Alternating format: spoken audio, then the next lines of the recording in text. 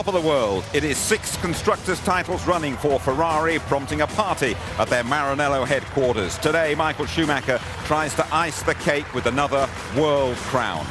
But Jarno Trulli is the only man who's beaten the phenomenal champion this year, and the Italian's Renault is on pole this afternoon. Now, Spa has its own very strange weather patterns. At the moment, though, it's dry and sunny for the Belgian Grand Prix. Hello there, good afternoon. Ferrari are the most successful team in the history of Formula One, and with a lovely sense of timing at their 700th Grand Prix, their man tries to win here in Belgium for the 7th time and claim that unprecedented 7th world title. Well, Mark, he's only got to score a couple more points than his teammate Rubens Barrichello, but knowing Michael Schumacher as you do, he just wants to win, doesn't he? Oh, of course he does, Jim. He's just going to go flat out to get the win. He didn't give up in qualifying yesterday, and he will not give up in the race today. If he wins this, he's going to win the championship in style. And he's absolutely mighty round this track, his favourite one of all. I don't think there's anybody any mightier than Schumacher around here, and we saw that during qualifying. The guy's unbelievable. We've had the normal weather cocktail here this morning. Bit of rain, bit of wind. It's sunny at the moment. If it rains, will that affect things a lot? It will. I mean, as soon as it does rain, a lot of people are going to have to make some decisions quickly. And I think also there's going to be a bigger element of risk. Anything could happen. OK, Michael Schumacher finding himself in a sandwich between Trulli and Alonso after a brilliant and brave gamble by Renault in qualifying. Ted Kravitz reporting. It's the ultimate test of an F1 driver, the pressure of one-lap qualifying in the pouring rain on one of the most demanding tracks in the world. The first driver on an intermediate tyre, never before raced. How did he do it? I was sitting in the car watching, trying to figure out what was going on, and then I called Alan on the radio and say, let's try it. The last time I think we put intermediates on was at a Silverstone test a few months ago. So yeah, it was a gamble, but to be honest, you're either going to qualify around, we've got to beat the bars. That's our prime target, you know, to stay in second in the championship. And if we'd have gone out on the extreme wets, would have been, I don't know, 8th or 10th or whatever, you know, we would have been around them. We know they're very quick in the wet, so we had to try something.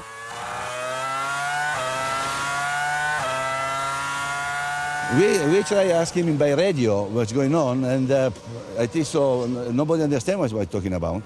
At this moment, we tell Fernando as well to go with the intermediate because we believe it was the right choice.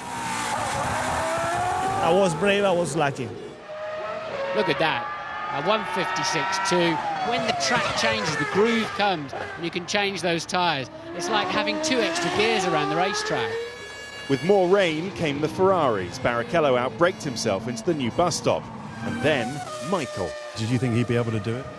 You know, yes. At one point, yes, because Michael is the devil. You know, you expect everything from him. I was very worried because I knew that it was extremely quick on wet condition, but I was really impressed by the way he drove and by the way the car and tyres worked for him, because the condition he had on the track was much worse compared to my condition. Second pole of the season then after Monaco, but Trulli won't be doing this for Renault next year. They've already sacked one of F1's best qualifiers. I think you might have got rid of the wrong guy. Maybe yes, maybe not. He's gone anyway, Jarno Trulli from Renault. Brave but lucky, said Jarno Trulli. Other side of the coin, Juan Pablo Montoya on intermediates. The rain came and no grip at all in that Williams. Nothing he could do with that, Jim. I mean, unfortunately, yeah, as he went down the pit lane, the rain came down. What could he do but drive round the circuit and try and make the most of it? Montoya's got that aggressive style. When you haven't got the grip coming from the tyres, you're really making hard work for yourself. But that's the luck of the draw. Maybe if there's rain again during the race, this guy might start to come through. Absolutely. 11th is worst in 56 races, that for Montoya. Let's look at the British drivers. Coulthard, first of all, and Jenson Button. And David Coulthard just about managing a good lap. Yeah, DC, traditional of him around here. He likes the place, and he's very, very smooth. Excelled as well in the wet conditions. McLaren is working better around this circuit in particular, and I think if it does stay dry, this could have a good effect for David. I think he's got a good chance. No grip for Jenson Button on the wet, not the extreme wet Michelins. No, you know, and I'm slightly mystified by BAR because they got the 2 guys there back to back. They could have split them up on a decision with the tyres. They didn't do that, and unfortunately Jenson's way back. Let's check on the man who they hope will be Jenson Button's teammate at Williams next season. That is Mark Webber. An excellent performance from the Australian in the Jaguar. You know, this is the value what Williams have seen in Mark Webber, because this guy stood up to the plate, and the effort he put in with the Jag, he's 7th on the grid. Very smooth, very precise, didn't put a foot wrong around the whole lap. And this is what you're going to see a lot more of when this guy gets in a real good race car, such as the Williams next year. Great. Some big names then, some powerful cars are down the pecking order, aren't they, Mark? Just chat us through that grid, will you? Second pole position for Jarno Trulli with intermediate tyres in the tricky conditions. Michael Schumacher on the front row looking for his 7th World Championship. Fast starting Alonso in 3rd. Good performance for McLaren with DC. Fisichella 5th on the grid, best of him this season. Barrichello 6th in the Ferrari. Great performance in the Jaguar by Mark Webber. Massa follows up in the Sauber. Olivier Panis inside the top 10 for Toyota, followed by Raikkonen. Montoya got caught out in the conditions on the wrong tyres. So did Button. Christian Klein in the Jaguar. Antonio Pizzoni, a 3rd race for Williams. Sato disappointed a long way back. Heifeld a 2nd quicker than his teammate. The Minardi's on the penultimate row for a change. Pantano follows up. And last, Ricardo Zonta recovering from a pre-qualifying crash. Qualifying a lottery then, Ricardo Zonta pulling out number 20. No matter how you crunch those numbers, though, that flying horse is running wild. This remains the Ferrari era. 202 points means they've comfortably outscored their main rivals, Renault and BAR. Renault in shape to improve their prospects of finishing 2nd. Williams and McLaren, they look set for 4th and 5th. Both Sauber drivers starting in the top 8. Toyota, Jaguar and Jordan competing for 7th. The Minardis starting ahead of a Jordan and Toyota on today's grid. Just confirming, Michael Schumacher wins the individual title this afternoon if he scores 2 more points than Barrichello. Win number 13 this season does the trick. Button a clear 3rd. Trulli and Alonso could well make up ground today. Montoya seems set for 6th as he heads for McLaren next season to replace Coulthard. And Coulthard really nip and tuck with teammate Raikkonen. Spa is a very special venue for Michael Schumacher. It's fitting that one of the greatest tracks in Grand Prix racing should have played such a significant role in the career of one of the sport's most eminent drivers. From the moment 22-year-old Michael Schumacher arrived at Spa in '91, Formula One sat up and took notice. Michael qualified 7th, and although he retired, he'd already demonstrated the skill that had captivated Eddie Jordan from the outset.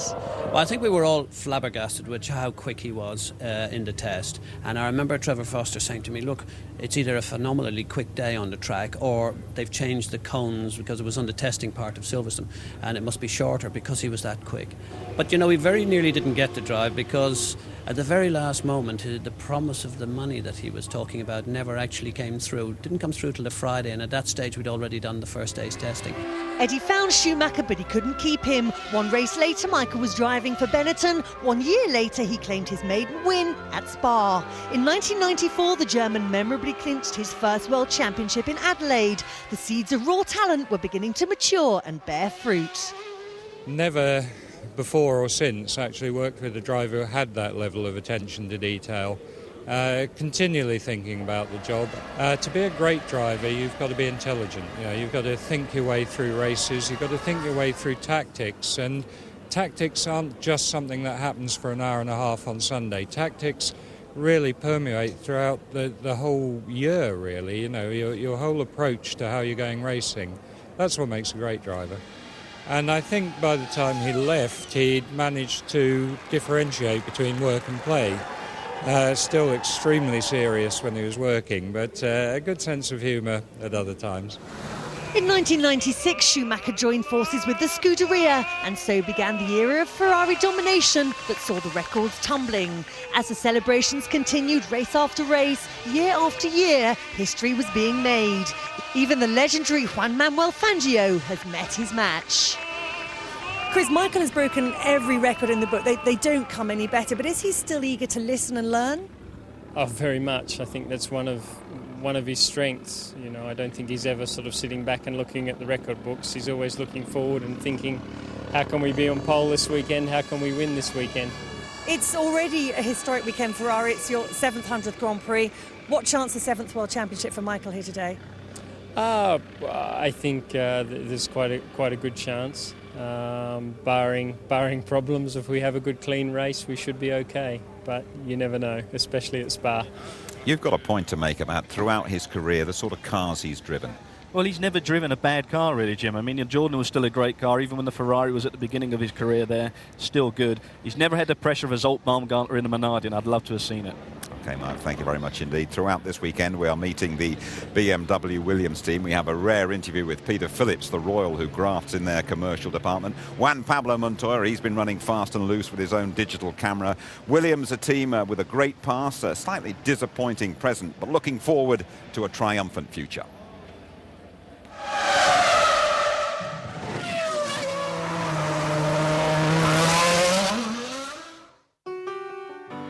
From their beginning in 1977, together with 27 drivers and 7 different engine suppliers, Williams Grand Prix Engineering are habitual winners. I think 79 and 80, when it began to dawn upon us that maybe we've made ourselves into a good team, or had made ourselves into a good team at that time, that was a pleasurable experience. The first memory I have of them really is obviously being Australian, Alan Jones winning the championship in 1980, which was obviously big news in Australia at the time. Period that I liked was when it was PK Mansell, and then obviously Alain Prost came back after his sabbatical in '93. I think, you know, those sort of eras when Williams were obviously a real force and rattling off a lot of victories in one season with Mansell and all those sort of things. That was good to watch, and that's what Grand Prix racing is all about.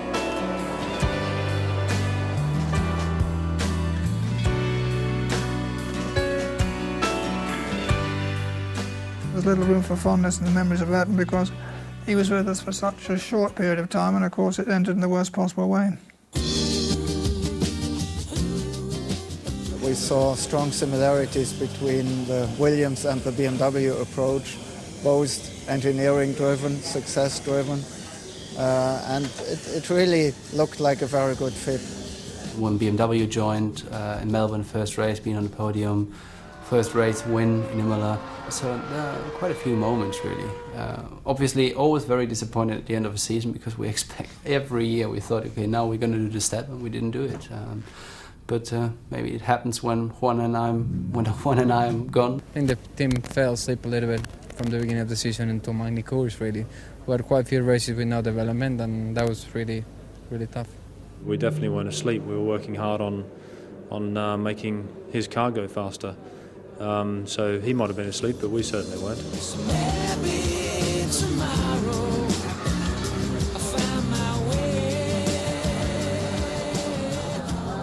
To have two drivers that are interested and want to push the team and motivate the team to do well is a massive change. You know, we've been missing that for a while now, and Mark Webber and Jenson Button are two guys that we see very much as the prime drivers for the next sort of era of Formula One.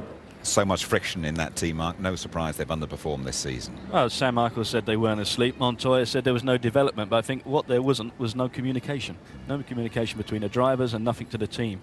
And what you've seen is that team going backwards instead of forwards. We're still not quite sure when that decision will come regarding Jenson Button. Could be as long as Christmas until we find out if he can join there, but they can't wait to get him and Webber together next season. Yeah, I think that new generation, Webber, Button, would be a very strong relationship between the two guys. They want to make their future with Williams, and I think the team desperately needs that, and Williams will come back. After yesterday's qualifying, several drivers were out of position from their normal qualifying slot, partly due to wrong tyre choice, partly due to mistakes on the track, and some of them it is just bad luck. I'm here with Frank Derney, who's been a stalwart of success of the Williams team over many, many years, and also someone I worked with at Benetton. Hopefully he'll tell us if that was the case with Juan Pablo. Was that the case with Juan Pablo? Just bad luck? Yeah, it was really. It was pretty clear that the intermediates were going to be faster, and so we put the intermediates on his car, and he went out the pits. It was just starting to rain as he went out the pits, and by the time he did his quick lap, it was raining fairly heavily, particularly out the back of the circuit. So we lost out there. That's just the luck of the draw in a wet practice session. And what about for the race from the start? Do you think you can help him recover from 11th? Well, he's the best guy, isn't he? He sees a car in front and he has to get past it, so he'll be working hard at trying to overtake. We'll do what we can in the pit stop strategy, but really it's going to be down to Juan Pablo, and it's going to be an exciting race because I don't think we know what people's strategies are going to be. With the dry setup on the car, do you think you've got the straight line speed to pass people? Yeah, I think so. Yeah, we didn't put a wet setup on the car for qualifying, so we knew it was going to be dry today, or we expected it to be, so we qualified in the wet with a dry setup. Well, thank you very much, Frank. There's one thing that's clear. If there is someone to do an overtaking manoeuvre, Juan Pablo's the man. Yeah, we will watch for Juan Pablo Montoya. It's the sort of grid, though, that makes for great racing. Spa holds very special memories for Michael Schumacher. He's had lots of victories here, a fair bit of heartache as well. Last year's race went missing because of a row over tobacco advertising. Like Michael, we are delighted to be back. Spa-Francorchamps just doesn't do dull.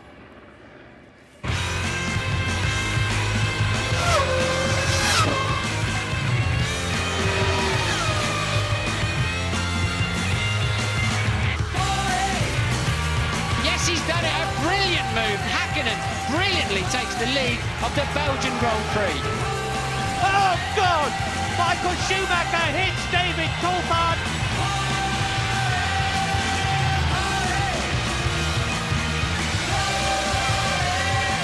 David Coulthard in the wall will stop the race. This is the worst start for a Grand Prix that I have ever seen in the whole of my life. 20 degrees. It's still warm and dry at Spa in eastern Belgium as we count down to the Grand Prix race 14 in the championship. Now, BMW Williams are our featured team, and now we're going to talk to Peter Phillips, the 26-year-old Queen's grandson, 10th in line. At Williams, Peter Phillips is a key member of the commercial department.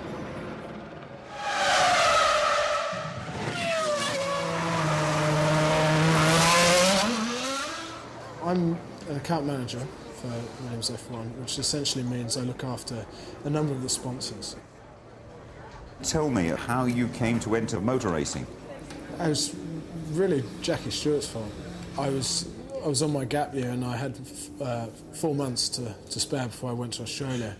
And Jackie said, work with me and work on the new team. And it was a fantastically exciting time to go and join the team. So I really got a pretty good scope and pretty good idea of what was happening throughout the company.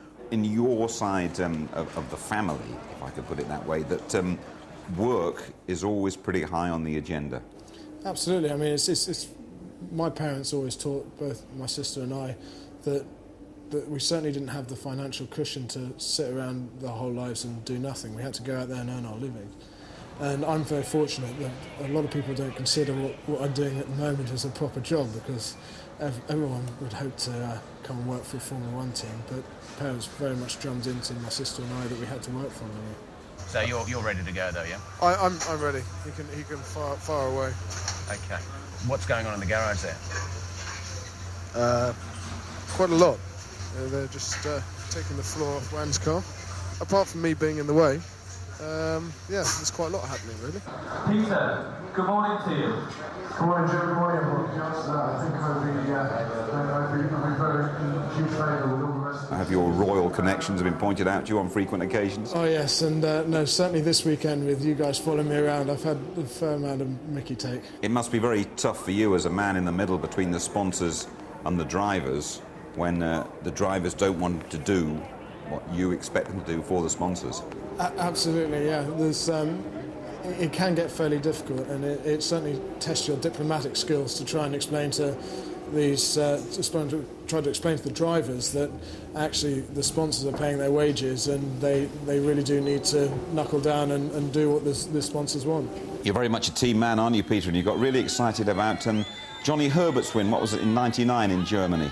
Yeah, the European Grand Prix. It was Stuart Grand Prix's first and only victory, and I have to say it was my last race for Stuart Grand Prix. I'm good friends with Johnny now, and I was good friends with him before, so it was fantastic that he could take the maiden win. Have you got your eyes on any other areas of Formula One? Formula One is the pinnacle of sport globally in terms of what we do and looking after the sponsors and looking after the guests and everything. So it's a pretty good learning platform, and hopefully I can take that on to other sports in the future. A learning platform for a real job? Something like that, yeah. Cheers, Peter. Thanks. Good. Well, Giancarlo, you're many people's surprise package for this race. Dark horse, how do you think it's going to work? Hopefully well. But obviously yesterday was wet. And, we have good tyres for the wet condition. I feel confident and comfortable when it's wet. But even on Friday with the dry condition, in the long run, there was a very good pace and very good behavior of the car. So I'm still confident even today in a dry condition to score some points, and obviously the target is to get on the podium. Thanks very much. Mark Lundell, he's going back to Renault next year, isn't he? But it looks good for Sauber on those Bridgestones as well here. It does look good for Sauber. I mean, the Bridgestones are the tyres to have at the moment. We know that because they work so well on Ferrari. And there is a lot of work between Ferrari and Sauber to make sure they try and improve their car. Yeah, you've driven this circuit many times. We just saw it there. What makes Spa so special? Why do all the drivers like Jarno Trulli love this place? You know what? Because it's a real driver's circuit, Jim. It really is a true track where you can commit and you get a payback when you go through some of these corners. Eau Rouge, Pouhon, you know, the corners which you're pulling about 4G laterally and you're at 180 miles an hour. There's nothing else like it. And when we look at the start, it's a very tight start down to a tight first corner. We've seen concertinas there in the wet, I guess. Would you expect something like that? I don't think today, because it looks like it's going to stay dry anyway for the start of the Grand Prix, but you know, it is always going to be difficult to estimate. But what we need to watch out is for those Renaults, and also Alonso third on the grid. Those guys start like rockets. We know that could be something special for turn one. And in terms of David Coulthard, we haven't spoken too much about him. On the second row of the grid in the McLaren, again needing to advertise his talents. Yeah, he needs to advertise, but you know, everybody knows what his talents are at the end of the day. He does have 13 Grand Prix wins under it, but I think if he can get in the top 3 today, finish on a podium, that would be a very good result for him. And looking a bit back down, Jenson Button starting 12th. He has done well from down the grid in Germany. Very quickly, what do you think from Jenson? Yeah, Jenson could put in a steaming race today. Right, let us steam down to our man on the grid. He is always an absolute knockout. It's Martin Brundle. Hello, Jim. Good afternoon, everybody. There's so much noise going on down here. I could barely hear myself, let alone a cue. Today is all about the number 7, certainly at the start. On pole, then, Jarno Trulli in car number 7. Flavio Briatore, do you have too much wing on your car? Did you set it up for the wet, or are you comfortable you got a racing chance? We have a very powerful engine, and no, we are set with the drive. We have no problem. Okay, and what about you're going to have to run brand new Michelins all afternoon? Is that going to compromise you? No chance to scrub them in through free practice? No, it's the first time we have this tire with good weather. We don't know. Honestly, we have no idea, but I hope the Michelin done a very good job here, and I hope we are competitive. So you should lead Michael 1-2 into the first corner with your start system, yeah? But then he's going to be all over you like a bad suit, isn't he? At the moment he's behind, you never know. Let's try put him behind first, after we see. Hope your guys don't run into each other. Bye-bye. Right, talking about number 7, Michael Schumacher then could win his 7th Belgian Grand Prix today, his 7th Formula One World Championship, and this is the 700th race for the Ferrari team. I tried to tee up an interview with Michael, but didn't get anywhere, unfortunately. I will have a look at him and see if there's half a chance of a word. I don't think there is. Michael, any chance of a quick word? No, I think that's pretty clear, isn't it? Let's see if there's anybody in the Ferrari. Now, let's not bother. Let's go and see if somebody else is interested to talk. I know Alonso went briefly off the grid, off the grid, but he's here in 3rd place. He's got an important job of getting past Michael Schumacher before turn 1. Fernando, sorry to interrupt. Quick word for British TV. You got an important job to beat Michael down to the first corner, yeah? Yeah, I think that's the main job for the first corner, but I'm more concentrated maybe for the race result. We know that Michael will be bit difficult to beat today, so we have to concentrate maybe a little more on the podium, I think. All right, so you got a bit of team driving to do, yeah? And have you got a plan worked out with Jarno? No, nothing really planned. I think on Friday my car was quite competitive in the dry conditions, so I hope to have the chance to beat him. If not, we have to score points for our team anyway. All right, well, give it your best shot. Thank you. Let's have a quick word. I'm losing my headphones here. I think Coulthard is just getting his crash helmet on. We might get a quick shout through his best grid position of the year. DC, can you shout through that crash helmet? How's the track out there? You've done a slow lap to the grid, but any feel for it? Well, we're in this fuel-saving mode, so we're not really able to drive the car quickly. So the reality is, the first lap we find out where the car is in the first lap of the race. Okay, your best grid slot of the year. Are you confident? You haven't got any tyres scrubbed. You don't really know the car.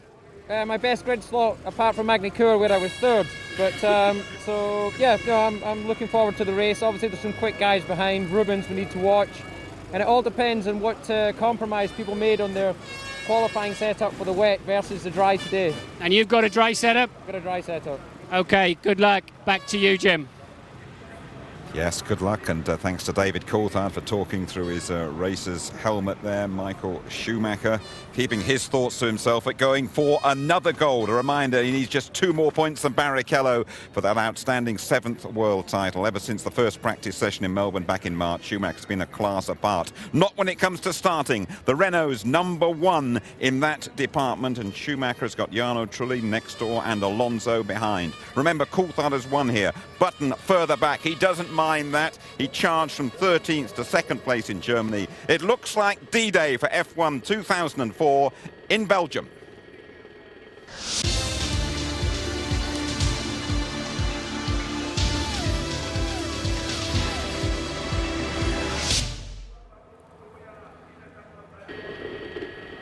You are back with the ITV F1 team at Spa-Francorchamps, where Michael Schumacher could win world title #7 if everything goes according to his plan. But the Belgian Grand Prix is very rarely predictable, a bit like the weather in the Ardennes. Let's join Martin Brundle. First of all, say good afternoon to James. James Allen. Thank you, Jim. Hello, everybody.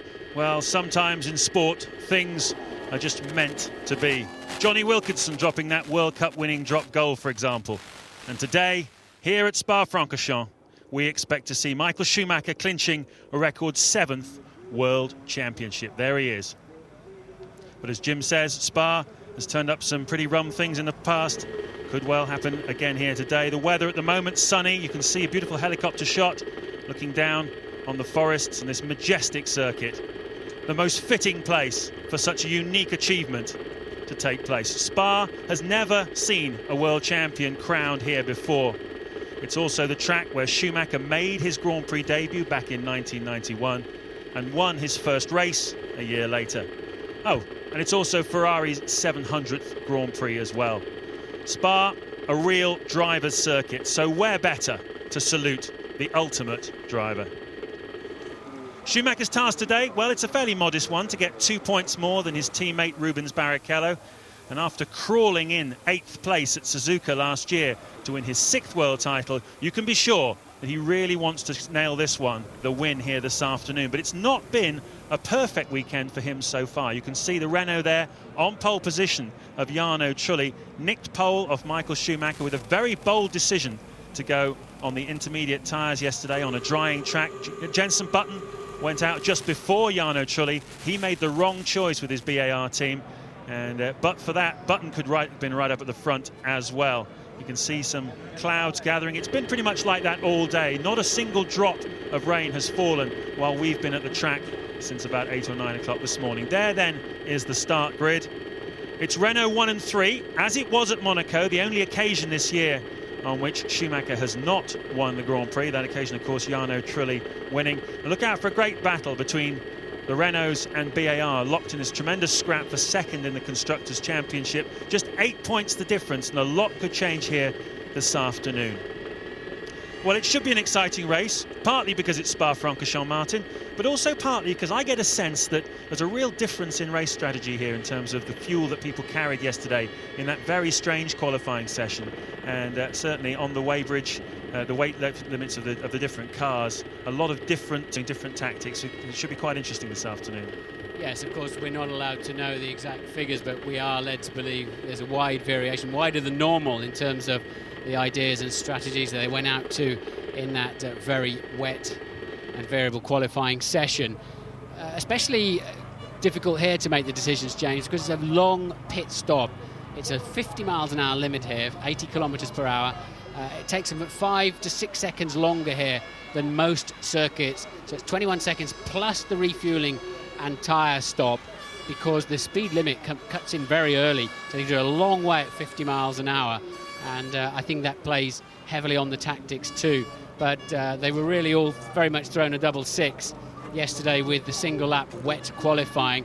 Went out with different states of aerodynamic downforce and setups. They can't change the setup until the first stop. If they've got too much wing on, you can't really change the rear wing quickly other than just taking the gurney flap, the little 90-degree flap out on the back, and giving the front wings a couple of twists on the adjusters there. So you can't fundamentally change the level of downforce of the car without unbolting pieces. So they can have a tweak at the first stop. Meanwhile, they've got to live with whatever they chose to go out in for qualifying yesterday. So yes, look at the wing angles as see in the opening lap, certainly on this parade lap when the cars are going quite slowly. See how steep the rear wing is in particular, and the front wing a little bit more difficult to see.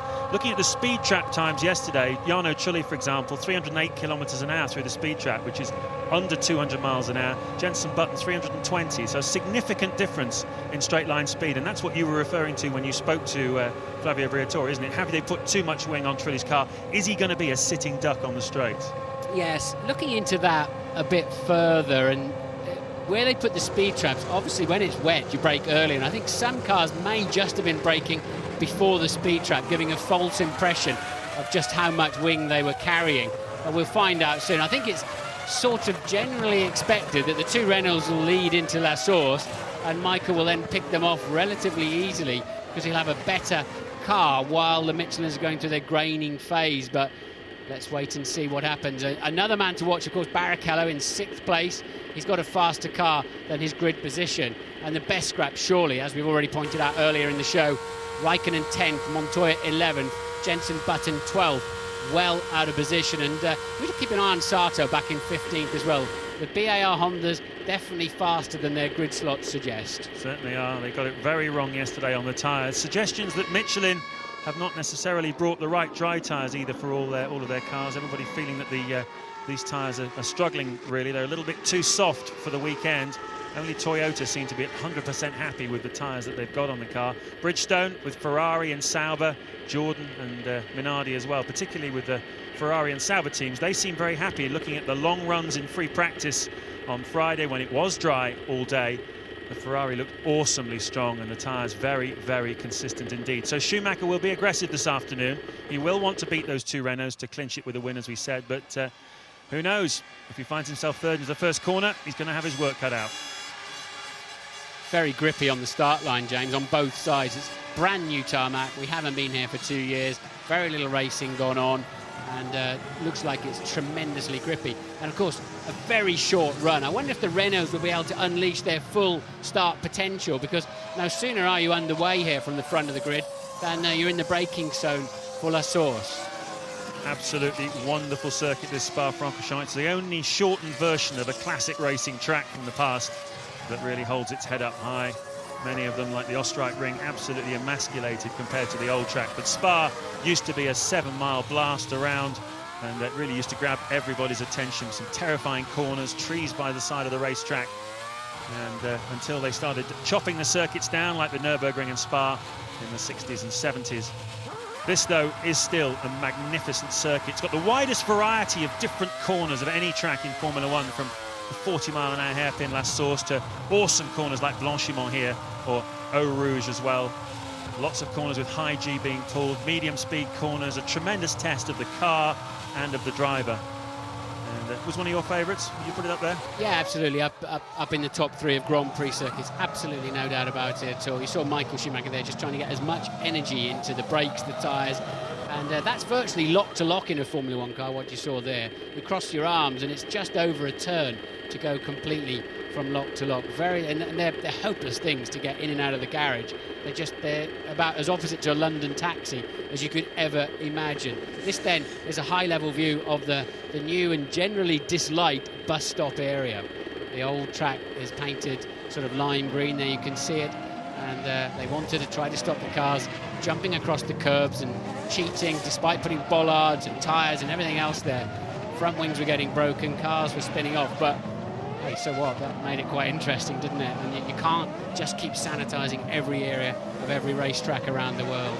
A lot of people have been anticipating that there will be less overtaking as a result of these changes. We will find out over the course of the next 44 laps whether that's an improvement or a spoiler here at Spa-Francorchamps. On board then with Michael Schumacher, forming up for his 207th Grand Prix, and he hopes his date with destiny.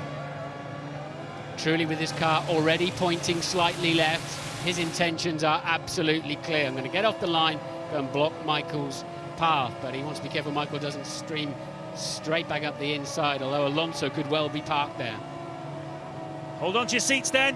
When the lights go out, Schumacher will be aiming to be in 7th heaven here at Spa-Francorchamps. Go! Trulli away well. Look at Alonso. Look at Schumacher. Cuts across to try and block him. Coulthard, though, is having a go as well. Is he up the inside of Schumacher, who goes round the side-by-side? Kimi's had an incident there. Looks like a Jaguar involved as well. The Sauber and the BAR's caught up in that. But Raikkonen, Martin, certainly involved in an incident there into La Source. Yes, and Coulthard did make it past Michael Schumacher. Worst-case scenario then for him. Great for Renault and McLaren and Barrichello. Oh, and the car off there, rear suspension broken off. Oh, wow, just missed him. Sartor then, and another spinner. They'll have to red flag it. We've now got a fire, so red flags will have to be out. It says safety car standing by, but I really can't believe it is deployed. Surely they've got a red flag this one. That was a very, very amazing series of incidents, wasn't it? All the way up the hill. Bruni in the Minardi. It's a very small fire, if a fire at all. He's waving, you can see. And that's Giorgio Pantano, who sort of ran into the back of him at quite slow speed. But there was a series of incidents, clearly BAR involved in that as well, of Takuma Sato went sideways along the straight. That's the car of the Japanese just pulled off to the side of the track. Didn't see who caught him at the top of Eau Rouge, but... Well, I think Sato probably had a suspension failure from contact into and out of the first corner, James. I wouldn't be at all surprised. So there then is the Minardi, the Jordan and the Sauber, the BAR rather, and it's absolutely incredible that somebody didn't cream into the side of Takuma Sato. Remember, he had a dreadful accident at the Österreich ring, didn't he, when somebody hit the side of him. We're watching it now. What's happening up the front there? It seems as if it's difficult to know which one is Sato from this high level. And yes, he's dropped it. So there was contact at the top of the hill, James. Yeah, I think what happened, it was right at the top of the screen. I think Mark Webber was involved in this because there are 4 cars who have not made it through to the second sector of the lap. They're Mark Webber, Takuma Sato, Gianmaria Bruni and Giorgio Pantano. We've seen, there's the 3 of them, Sato, Pantano in the yellow car, Bruni with the flames out the back. We haven't seen Webber there, but you just saw a little bit of contact between him and Sato at the very top of the hill there, and certainly he has not come round again. Yeah, I think that's, if we saw it again, we pick those 2 out, and I think you're absolutely right, James. It was contact right on the top of Radion, and Sato then spinning off. Webber then has ground to a halt somewhere out of view. This is Barrichello and Kimi Raikkonen on the top, and now we're going to see, there we go, yes, they did touch. Webber getting in to the left rear corner, and that's why he hasn't come around. His front suspension's gone completely. Button, it looked like, has already lost his front wing somewhere as well. Total carnage. One Minardi spinning the other off then, and then I have to say Pantano looking like he had a rather silly accident, an unnecessary accident. Button in the pits for new nose cone. Yeah, Button, Massa, Baumgartner, Barrichello, Heidfeld and Panis all come into the pits. One of the drivers has just joined them as well. Who's that? No, Button back out on track. Here's another look at it.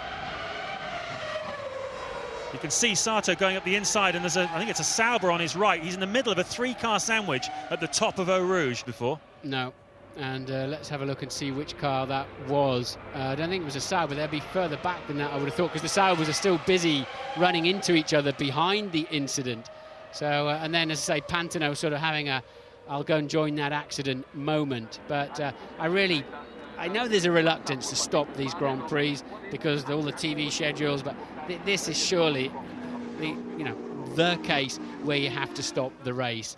A lot of contact in the first corner. We haven't seen a replay of that yet. Truly leads from Alonso and Coulthard. These are racing laps effectively. They all count towards the Grand Prix, and the drivers are now saving fuel crazily as well as they're going around, just coasting around, trying to keep as much fuel in the tank as they can and benefit from this. Ted. On here, Martin, the Ferrari of Rubens Barrichello did come in to repair some race damage. They were going to bring Kimi Raikkonen in because it's believed that he's also sustained some damage. McLaren have now stood down on that. You saw the button stop. They also put some fuel in that. And I can tell you from Williams that Montoya is pretty sure that he's also hit a Sauber, but he doesn't think the damage is too bad. You know, I'd like to see a replay of the La Source. Here we go, right on cue. Watch out for Raikkonen. Yeah, Raikkonen just turns in on Massa. That looked like Raikkonen's fault already. There's a Jaguar nose cone gone. So a Toyota parking itself on the right-hand side. And that sort of triggered a concertina effect, and they were still all together when they got to Eau Rouge. Yeah, you could see there was a Toyota pulled off slowly to the right on the side. I wonder whether he had lost some bodywork, because it looked to me as though Mark Webber ran over a large piece of someone's front wing. That will obviously have caused him some problems going down the hill. He then found himself with Takuma Sato trying to pass him on the right, and I think it was a Sauber, I'm not quite sure who it was, on the right-hand side at the very top of the hill. Possibly Fisichella, possibly Massa, who knows, but either way there were 3 of them abreast at the top of Eau Rouge, and that spelled trouble, and trouble we duly got. So here we are working round at the end of coming to finish the second lap. We're behind the safety car here at Spa-Francorchamps. That is race order: Trulli, Alonso, Coulthard, Michael Schumacher, the top 4. Not exactly the dream start then for Schumacher's dream day. Raikkonen has done very well to get himself up into 5th. Has he sustained damage? Montoya 6th, same question. Fisichella 7th place, Pitsonia 8th, 9th Klein, 10th Ricardo Zonta, who started at the very back of the grid. So he's really benefited from all of that carnage on the first lap. Jenson Button we saw having to make a pit stop. He lost his nose cone front wing. So he is down in 11th place, which ironically is more or less where he qualified. He was 12th on the grid.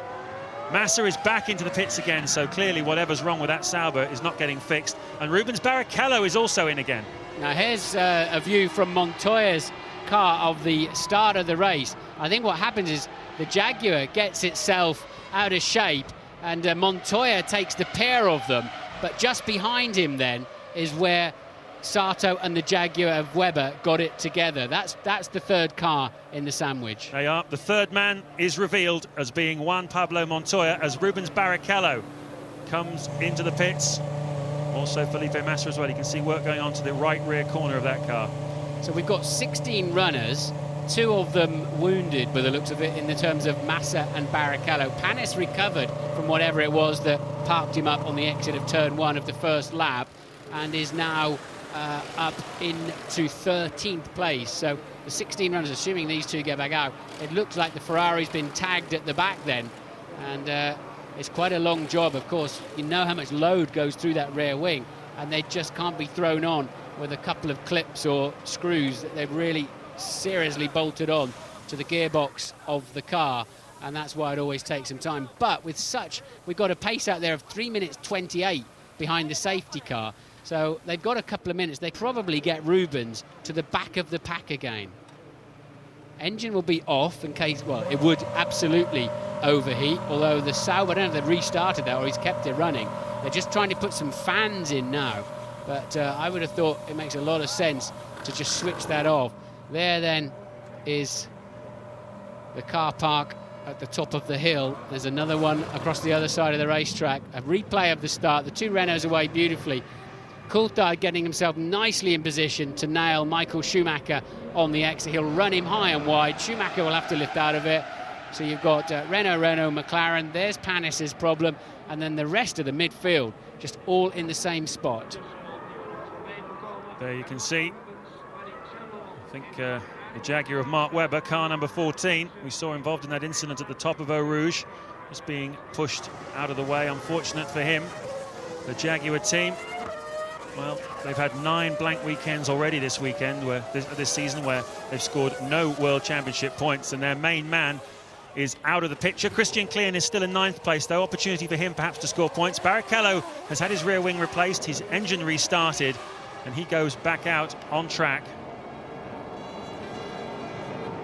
At the moment he's shown as still being on the same lap as the rest of the field, who are now, as you can see, just coming through the bus stop. So Barrichello within a few seconds of going a lap down behind a safety car, from which it would be extremely difficult to recover. We're behind the safety car then at Spa-Francorchamps. Heck of a lot of racing still to come here in the coming minutes and hours. Here we are at Spa-Francorchamps. The safety car is pulling in and the cars are go. We're racing then in the Belgian Grand Prix. Trulli, Alonso, Coulthard, Michael Schumacher, you can see going defensive. Raikkonen attacking. Montoya in 6th place. Fisichella 7th. Pitsonia 8th. 9th. And you can see a pass there. That's Jenson Button going past Ricardo Zonta. Now look at this, side by side down the hill. Raikkonen then takes Michael Schumacher. Schumi absolutely asleep on the restart. Has he got a problem? He's now going to be under pressure immediately from Montoya. And the Renault's just scampered away at the front, strung the pack out, and Schumacher didn't seem to be anywhere there or thereabouts. And Montoya having a look around the outside. Michael will certainly soon cut that route off, but he is under pressure. Raikkonen just steaming away in the distance. He's often struggles, of course, when the tyre temperatures and pressures are down. And he looks like he's got no speed at all in that Ferrari at this stage. Yeah, we've seen it throughout the season, haven't we? Particularly off the grid, where quite often they lead a slow lap just to compromise the Ferrari in those Bridgestone tyres. They don't like getting cold when the restarts or the starts. And now Montoya, if he's going to get past Michael Schumacher, he's got to do it really on this lap before Schumacher's tyres get fully up to temperature. The man who relishes any opportunity to get past Michael Schumacher. Montoya chose to go the outside into the Les Combes chicane at the end of the long straight there, which is an interesting choice, but it didn't work out for him. Schumacher able to cover it and has his moment gone. Michael Schumacher lost another 1.1 seconds in the mid-sector. That's why there's nobody in his immediate vision in front of him. And look, Raikkonen's just so long gone. This is Montoya's one and only chance, I'd imagine, because Schumacher surely, he had to really get in there early. And look, Montoya said, I'll go around the outside then if that's the trick you're going to play on me. Schumacher with no grip at all. He's down then to P6. And this is Raikkonen and David Coulthard. A Renault 1-2, a McLaren 3-4. Yep, Coulthard third, Raikkonen fourth, and the new bus stop, you can overtake at it. The proof, one Pablo Montoya round the outside of Michael Schumacher. Sensational move. Smoke and dust coming off the back of Coulthard's car. Contact with the ground, that's completely normal. But Raikkonen has got extra speed. Look at this. He's alongside his teammate. We cut to the two Renaults. But where is Raikkonen?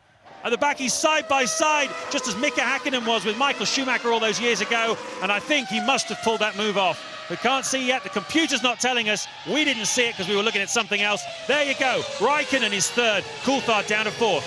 Yeah, Michael Schumacher a full 4.1 seconds slower than the Renaults on that opening lap. He did, of course, have to yield to Montoya and go defensive in so many places. But and he's still really, he's hanging on to Montoya now. But he's on the harder Bridgestone tyres. He may get some dividend and some benefit later on, but right now he's struggling. He's going to have to really work for this one here this afternoon. Let's have a look at the replay. Raikkonen always had the speed on Coulthard. Yes, he had a better run off the top of Radion and the slipstream effect. Now he's got the line into Les Combes. There's equal grip across the racetrack. They're always great grip on the inside there. Raikkonen really just hurtling off after the Renaults. Raikkonen, the fastest man on the racetrack at the moment. As you can see, computer bears that out. He is absolutely flying in third place. Trulli then, Alonso, little lock-up from Jarno Trulli, coming under pressure from his teammate Alonso. Raikkonen third, Coulthard fourth, Montoya fifth, Michael Schumacher sixth, seventh Fisichella, eighth Pitsonia, ninth Christian Klein, and 10th Jenson Button. Fast and furious start here at Spa-Francorchamps. He took a second out of the Renaults. Raikkonen then with a 45.6, fastest lap of the race, a second faster than the Renaults, and 2 seconds faster than Michael Schumacher. Schumacher still without the speed, but the man on the move by a long way. Kimi Raikkonen currently P3, absolutely flying. 2.2 seconds adrift of leader Trulli then at the end of that last lap. You can see Alonso there in the slipstream of Trulli, doesn't have a go this time. A lot of question marks going into this Grand Prix about how much wing level the Renaults would carry, what their straight line speeds would be like. And you have to say at the moment they are comparable with everybody else. 326 and 328. That's over 200 miles an hour, just under 205 miles an hour then for the two Renaults, quicker even than the McLarens behind them. Montoya is faster, Michael Schumacher 7 or 8 Ks faster, but it's not that significant a difference. Renault certainly do seem to have hooked up race cars at the moment. Well, interestingly, Raikkonen was sort of split the Renaults in the first sector, and this is a replay of Montoya. Michael Schumacher really defending his inside line. I don't think he imagined Montoya would try that one. Brilliantly opportunist, and made him look like a new boy. Do you remember when Michael was going to win his 6th championship last year? What a dreadful race he had in Suzuka. Ran into anybody that was moving, but still just crept home with a difficult and probably one of his worst ever Grand Prix. At the moment, he's not having a great one. Whether it's grip or whether he's just not on good form, I don't know. On that occasion, he needed Rubens Barrichello to win the race ahead of Kimi Räikkönen in order to win the title. He himself crawled in 8th place. But today, Barrichello, the only man who stands between Michael Schumacher and the 7th world title. He needs to score 2 points more than his teammate. At the moment, Barrichello, after all those problems, is half a minute down on the leader in 16th place with a lot of work to do. And Schumacher in 6th, well, if he just stays there, he's the world champion. But you know his pride will not allow him to do that. Now, Mark Webber, we saw involved in 2 of those incidents at the start. Louise Goodman is talking to him. Well, Mark, it was quite difficult for us to work out initially what had happened. Then it must have been more difficult when you're in the thick of it.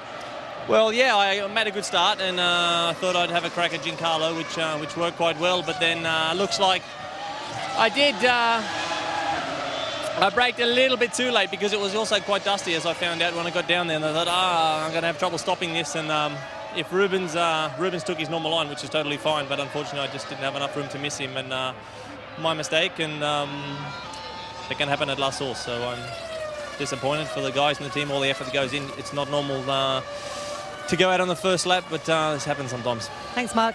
Yeah, I think he braked a lot too late into La Source on that occasion. So he lost his front wing against the back of Barrichello. Barrichello's replaced that rear wing of his. He's down in 15th place at the moment, fighting around in the traffic.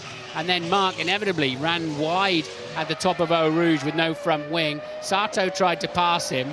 At the same time, Montoya passed the pair of them, squeezing Sato into the Jaguar, and they were both eliminated there and then. And very lucky for Takuma Sato not to be rammed into the side at the top of the hill. Anyway, everybody unheard. 4 cars out of the race. We can watch Barrichello come through the field. Jenson Button's now up to 10. The lead of Trulli over Räikkönen was 1.8 seconds. It's now 1.9 seconds. And Räikkönen then a tenth slower than the Renaults that time. And now Michael Schumacher getting into the 1 minute 46s. And we've noticed also Fisichella's slow on the Bridgestones at this stage. And so they're taking a time to come in. So now I think you'll see Schumacher beginning to find the pace we were expecting. Well, it's interesting because on Friday, Schumacher was in a league of his own on the long runs. His pace very, very consistent. Renault didn't seem to have much pace in the free practice, but here today they're very consistent, going very well. And you can see there Barrichello, that's putting a move on Nick Heidfeld. That's Barrichello then up into 14th place, now 35 seconds behind race leader Jarno Trulli. And as I say, the Michelins at the moment on this Renault being very consistent, delivering up some good lap times. We had a lot of rain here yesterday. The track, all the rubber was washed off the track and very little running at all. No dry running of any description for anybody. And, well, it's a bit of a lottery going into today's race. No one was quite sure what was going to happen. And we still don't know how much fuel everyone is carrying. That will start to become a little clearer, I think, in the next 5 to 10 laps when they start making their pit stops. There you can see Antonio Pizzonia. He's in the last of the points-paying positions at the moment in 8th, backing up, replacing Ralf Schumacher once again, looking for his 3rd points finish in a row. And Ted Kravitz has news for us. You're talking about fuel, James. I'm down here at McLaren. 4 seconds now, the gap between Räikkönen and Coulthard. And surely, guys, Räikkönen is fueled less than DC. I tell you what makes me think that is during that safety car period, McLaren were out ready for Kimi. So that was his window. He could have pitted then and refueled if he wanted to. So what about it? A few more laps less for Kimi than DC? I think it's possible. They fancied Kimi on pole. He was very quick in the wet and just got caught out by a little bit of extra rain. He is carrying more downforce. It's quite clear to see. He's got quite a bit more rear wing on than Coulthard has clean pits in the remaining Jaguar. So maybe as the track's so green, that's giving him his pace at the moment. We'll watch out for when they pit. I think everybody is absolutely clueless, apart from the people running each individual car, as to when they'll be in the pits. But Jaguar then the first to blink. So we had 4 laps under the safety car. This is lap 10. Obviously, the cars will have saved some fuel during that period. They would have used considerably less fuel than they would at racing speeds, but that's still a pretty early stop then for Christian Klien. I think Mark Webber, you can safely say, would have also been pitting pretty early in the Jaguar. We're told by the F1 ITV pit crew that the Renault team are getting ready to receive one of their 2 drivers as well. Certainly qualifying 1st and 3rd yesterday was partly due to an inspired tyre choice, but clearly it may have had something to do with carrying a little bit less fuel as well. This is going to change the picture considerably with Räikkönen and Coulthard now. Räikkönen 2 seconds behind Trulli and Coulthard 6 seconds behind Trulli. You can see there is the crew. We're being told it's for Jarno Trulli, Martin. Surely Michael Schumacher is fat with fuel. He's running 6th, doing a 46.6. Fisichella on similar, probably not quite as good tyres, running 7th, just behind him, virtually matching his pace. And so you've really got to think Michael's hauling. It costs about 3.5 tenths per 10 kilos of fuel around here. It's one of the longest lap of the year as well, 4.3 miles. And truly they're getting very untidy over the curbs at the new bus stop. And here you can see, hitting the pit lane speed limiter, visor up. The race leader then comes into the pits on lap 11. Alonso takes the lead with Raikkonen very close to him now, 1.1 seconds behind. Coulthard also has crossed the line. Montoya goes into 4th. Michael Schumacher's going to go past as Trulli finally reaches the pit box. Yeah, it's a long way down there at 50 miles an hour. Seems like an eternity. It seems like you've parked almost. It's a horrible feeling. The engine's splattering away on the rev limiter. The car feels dreadful. It doesn't feel like the brilliant thoroughbred you've just taken through Blanchimont. It feels like a stuttery old thing you're trying to drag home. I think he's come out between Jenson Button and Ricardo Zonta. If that's the case, he's re-emerged in 9th place, Jarno Trulli. Certainly saw Button go through. There's quite a big gap there between Button and Zonta, 6 seconds. And we believe that he slotted himself into that. So Alonso leading Raikkonen, Coulthard 3rd, Montoya 4th, Michael Schumacher, Fisichella, as Martin said, more or less the same sort of lap times for those two. You can see Massa here on the attack. It's Ricardo Zonta in 10th place. Zonta started last, of course, had a very poor qualifying, spun off and generally got himself out of sync. And so from the back of the grid, he is up to 10. What interested me on Klean's lap, not that he's really a contender this afternoon, but he did the fastest middle and end sector of anybody so far in the race. So the new Michelins are looking, when they're brand spanking new, are looking quite handy. We'll watch out when we see Trulli get up to speed. Very well spotted, Martin. Yeah, absolutely true. I tell you who's going really quick at the moment. That's this man, Fernando Alonso. Fastest middle sector of anybody so far. Is he about to make a pit stop? They quite often space them a lap apart. No, it'll be perhaps 2 or maybe even more. So Trulli was carrying considerably less fuel than Fernando Alonso. You use, well, nearly 4 kilos of fuel per lap here. And as Martin said, every 10 kilos of fuel is worth almost 4/10 of a second. So even a couple of laps here is quite a significant time difference in qualifying. Well, Takuma Sato we saw involved in that 3 in a breast tackle at the top of Eau Rouge. He's now talking to Louise Goodman. Takuma, you were really a victim of events happening up ahead of you in that race, weren't you? Yeah, really extremely disappointed. Sorry to interrupt you, Takuma, but we've had a spin there from Alonso, but he has managed to keep going. It's cost him the lead. Raikkonen has gone through. He has rejoined, but, well, that was a very dramatic incident. Yeah, I think he's just dragging some, I wonder, there he goes again. He's got oil spilling out on his rear tyres, would be pretty sure of it. Alonso then, that is definitely out of the lead. He'll not get out of there. He'll be buried down, and Alonso then, I would be sure, has got an oil leak at the back of the car. Raikkonen leads the Grand Prix. David Coulthard second. A couple of Toyotas did drive out of there, but not once when you first break through the gravel.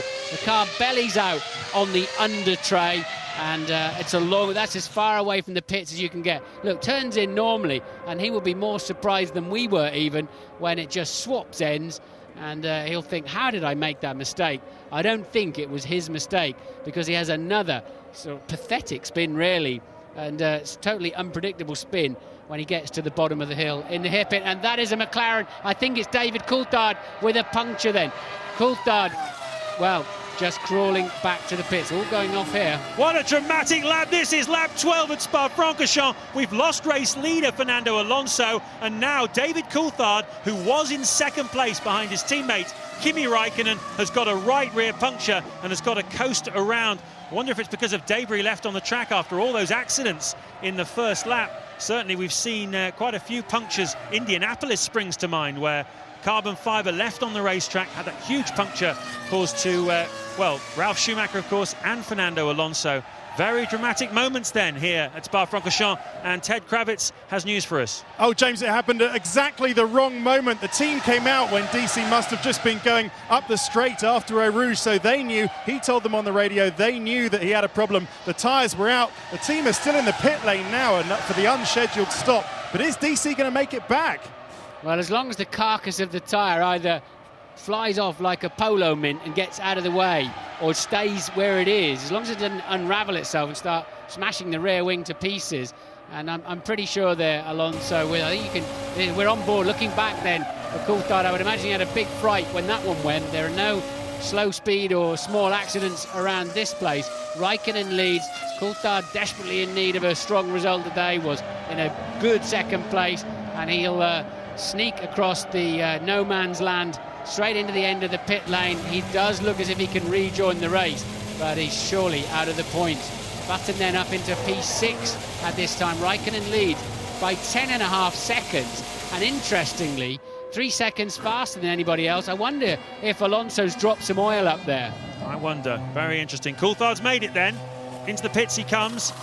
They'll be looking to see if there's any damage at the back corner. Can you see any, Ted Kravitz? Well, no, but more interestingly than that, they just brought out Kimi Raikkonen's tyres as well. So there you go, David goes out. I'm just looking at the back of the car. No, there doesn't seem to be much damage. But anyway, Kimi Raikkonen's got to come in this lap. Here he comes. It's great work from the McLaren boys to get both sets of tyres. He stops on his marks. The fuel hose goes in. So there we are, the race leader changing tyres. He must have been shorter on fuel than David Coulthard. And that's a long stop, isn't it, guys? What does that make it?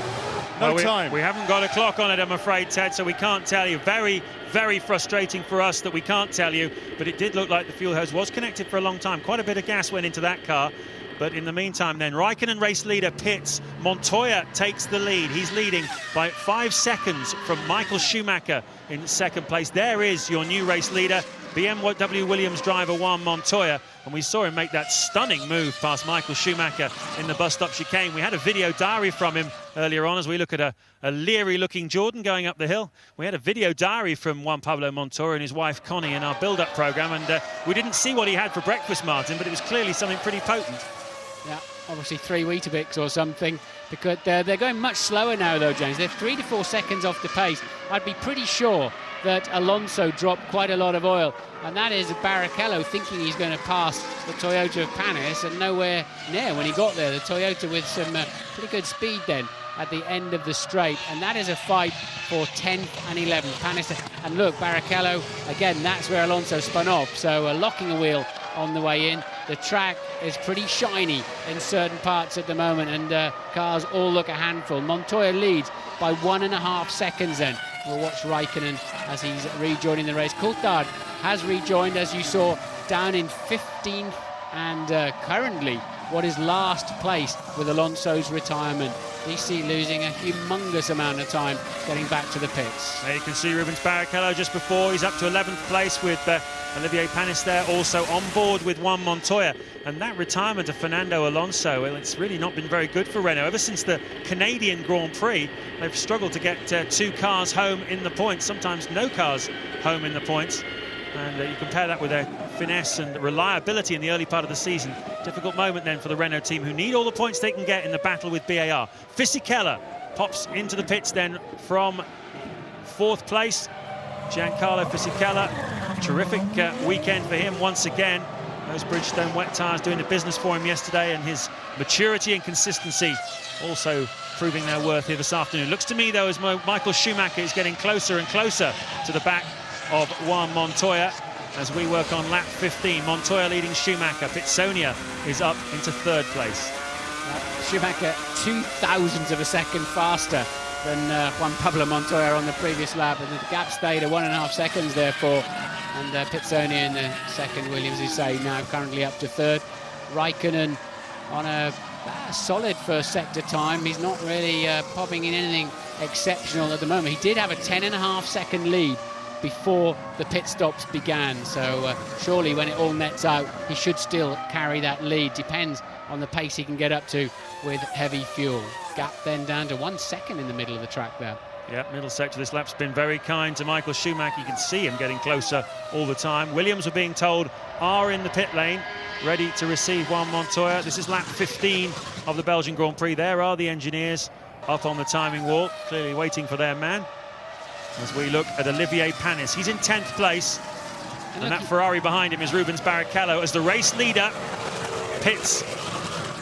Yes, and he's dropped Barrichello. I find that interesting that, I mean, remember, Michael only needs 2 more points than Rubens Barrichello to take the World Championship, and Barrichello can't even stay up with Panis down in 10th place. So I wonder if he's got other damage to that car from the first corner incident.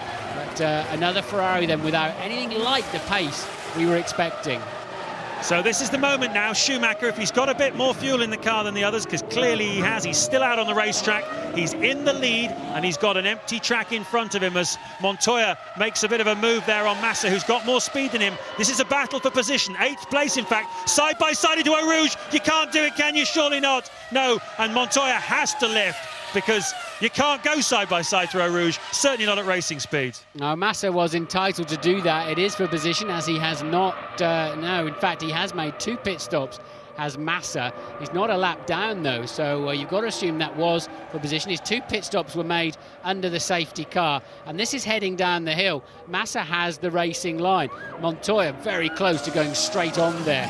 So that plays beautifully into Michael Schumacher's hands, because Montoya only had just over a second on him before the stop. And as I felt earlier on in the afternoon, the Ferrari with just about the heaviest fuel load. Yeah, but we did see Kimi Raikkonen, though, put quite a lot of fuel in there, obviously playing a different tactical game. At the moment, his pace is pretty reasonable, and Michael Schumacher is not taking an enormous amount of time out of anybody. We're not doing purple sectors here on the computer, Michael Schumacher, so it's been a modest in-lap if he is coming in this time, as we're being told by our pit crew. Yes, the race leader, yet another different race leader, ducks into the pits. Alonso's led this race, Trulli has led it, Raikkonen has led it, Montoya has led it, Michael Schumacher has now led it, and guess who's leading it now? Antonio Pizzonia in a Williams, yes, leading the Belgian Grand Prix as Schumacher pits.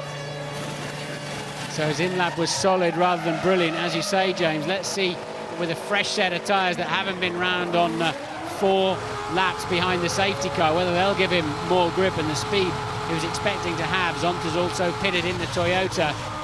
And where's Raikkonen? There then is Montoya. It's cost him. He's still tucked up behind Massa. So Michael Schumacher then has cleared Juan Pablo Montoya.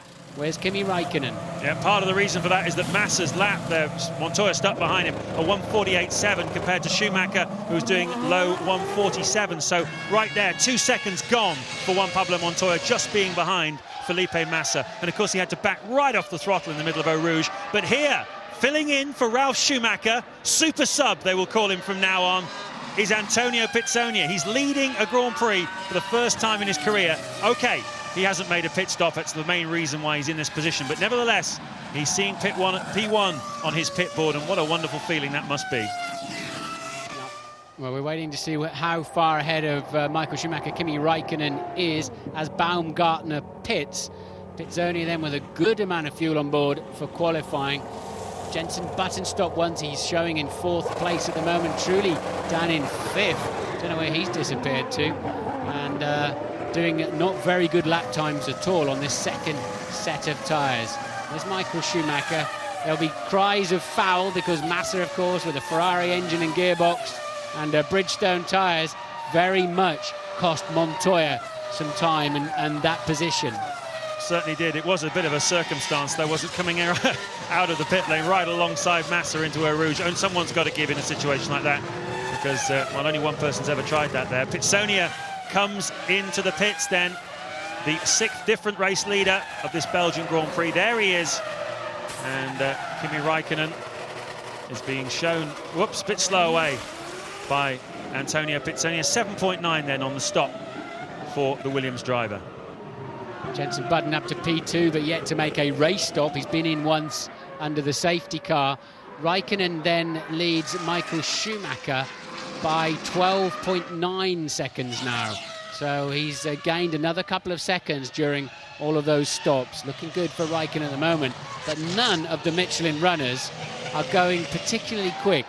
None of them at all, James. No, absolutely not. What an amazing first 17 laps we've had here at Spa-Francorchamps. And as you can see, there are 27 still to go. Into the pits comes Felipe Massa, was running in 7th place. Kimi Raikkonen leads the Belgian Grand Prix on lap 20. Jenson Button, who made a very early stop to replace a nose cone on his BAR, is in 2nd place. Michael Schumacher, well, he's up into 3rd place. Let's see how that happened as Massa exits the pits. Yes, truly with very poor pace at the moment. Michael Schumacher just breezed past him between Blanchimont and the bus stop.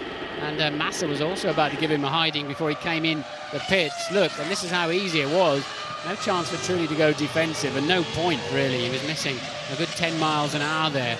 And now he's got Montoya for company. This is for 4th and 5th places. Well, what's very interesting is the speed trap, which is at the very end of the long straight after Eau Rouge, shows Trulli's going a very healthy speed through there, almost 200 miles an hour.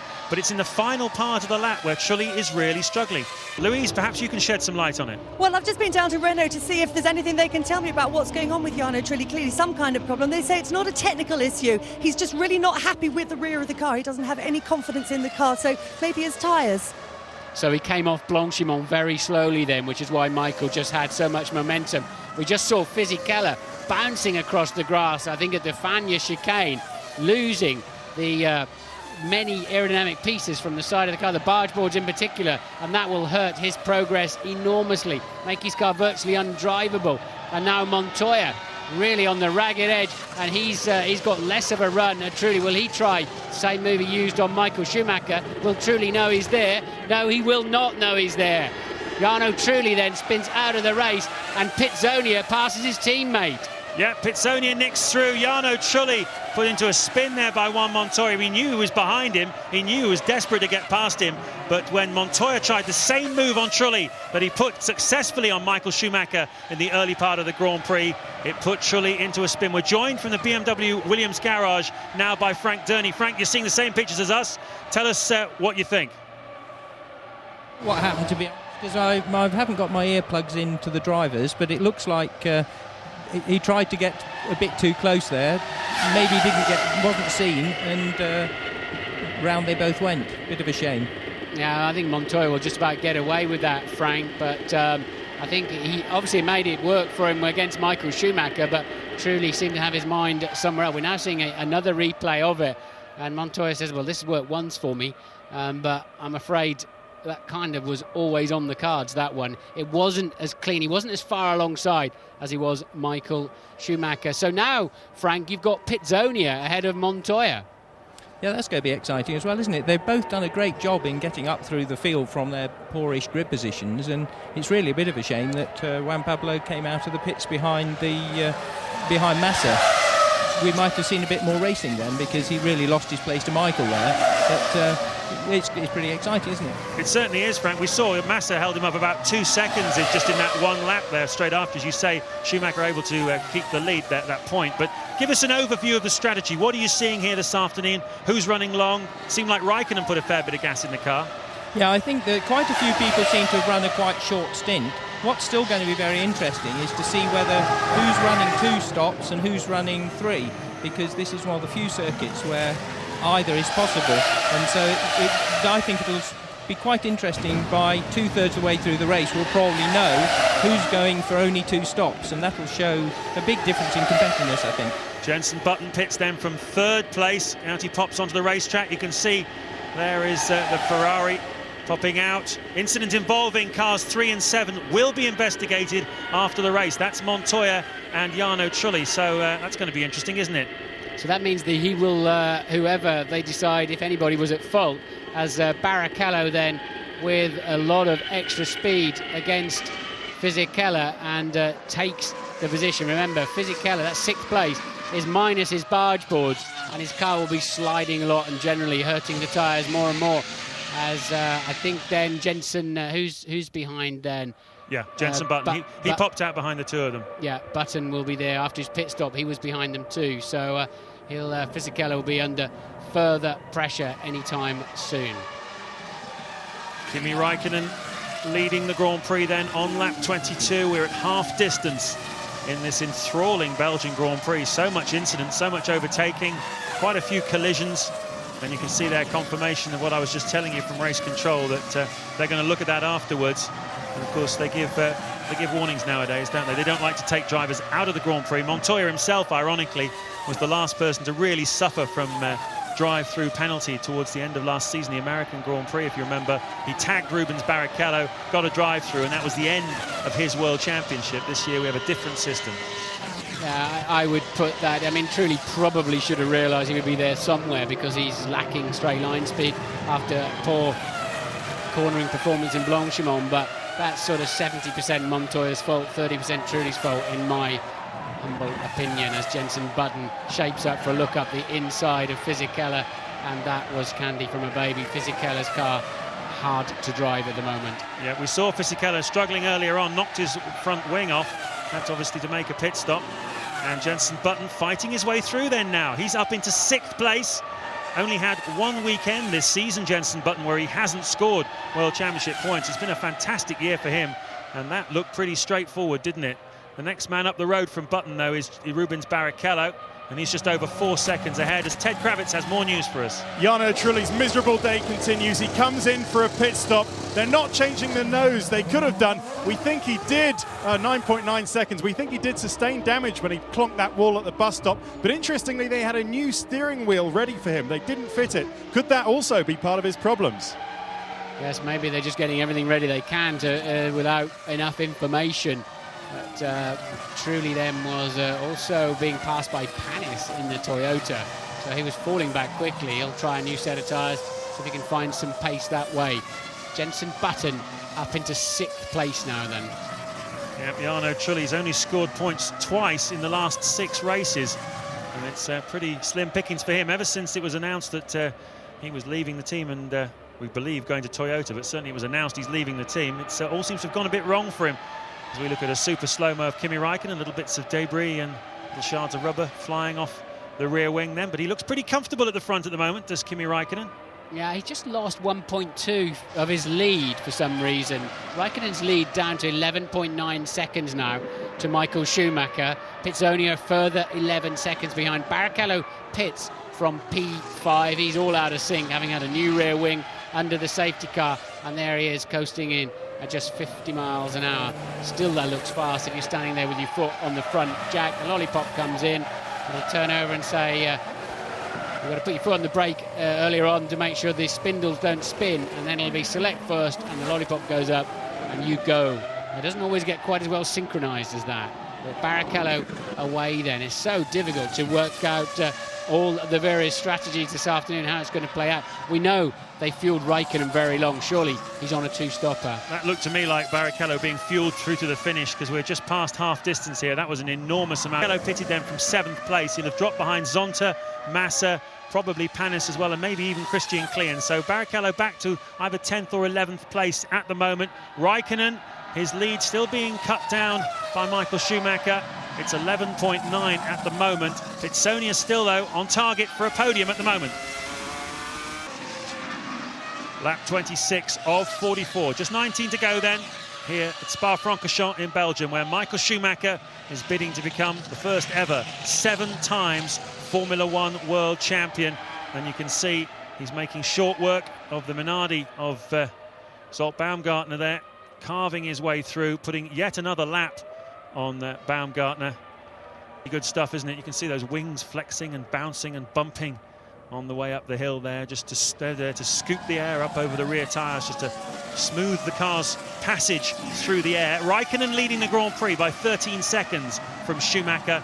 Pitsonia is 3rd at the moment, but he's sort of beginning to hold up his teammate Juan Montoya. Although he started to respond now, he's setting what looks like his best lap of the race so far. Just as Montoya started to get close to him, he's turned the wick up a little bit. He doesn't want to have to move out of the way for Montoya. Jenson Button about 6.5 seconds behind this battle of the 2 Williams drivers, and Fisichella, after an eventful afternoon of changing nose cones and such, is 4 seconds behind Jenson Button at the moment.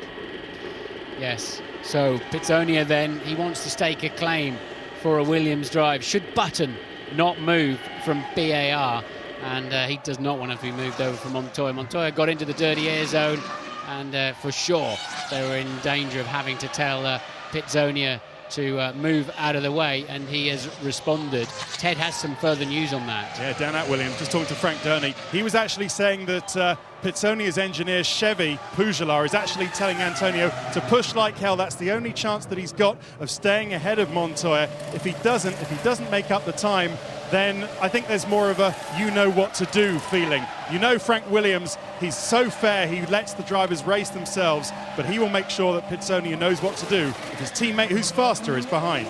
Should be pushing like hell anyway This is Formula One racing. This is the sharp end of it, and he shouldn't need to be reminded of that. Certainly this man doesn't need any reminding. Kimi Raikkonen pushing as hard as he knows how, and this is his way. His lap time at the moment, a 1:46.2 on the last time. That's lap 26. Michael Schumacher's lap time in second place, 1:46.2. He's not catching the race leader, who has looked, you have to say, pretty good ever since the British Grand Prix. Well, really, ever since this revised version of the McLaren was brought out. Raikkonen's driven it very, very strongly indeed. And, well, he ran in a second place to Michael Schumacher in the British Grand Prix, having qualified on pole position. Had a woeful start to the season. But in this new car, he's got a lot of optimism, and he's got some new bits coming on for Monza in 2 weeks' time. They'll be testing them in the Monza test next week. And Kimi Raikkonen, at the moment, is looking pretty good to notch up his first Grand Prix victory of the season. It would be his first since Malaysia last year. It's been a long, long wait for Kimi Raikkonen. He's been there or thereabouts. He's had terrible luck. He's had wings flying off, engines blowing up. But right now, he's looking pretty good. Yeah, only his second ever Grand Prix victory, but Michael Schumacher just easing the gap back, though. 12.6 seconds at the moment. Pizzoni in third, a further 14 seconds adrift of this man, Michael Schumacher. So he's pushing hard. If he's going to take the championship, he wants to do it with a win. We all know him well, but he doesn't appear to have that incredible pace we were expecting during the Grand Prix. But Barrichello in the sister car, of course, who's got to somehow score ahead of Michael Schumacher today to keep the World Championship alive, is very slow. Down in 9th place, can't catch Panis in the Toyota, doing 1:48, when Michael Schumacher's doing 1:45. So has Barrichello got further damage from that incident in the first corner when Mark Webber ran into the back of him? Remember, of course, Barrichello's also on the softer Bridgestone tyre. Is it just too soft? Well, I wonder, but he certainly had a big whack from Mark Webber, didn't he, into turn one. Webber himself putting his hands up there in the interview with Louise Goodman and saying, it was my mistake, and I hit him pretty hard, knocked his rear wing off.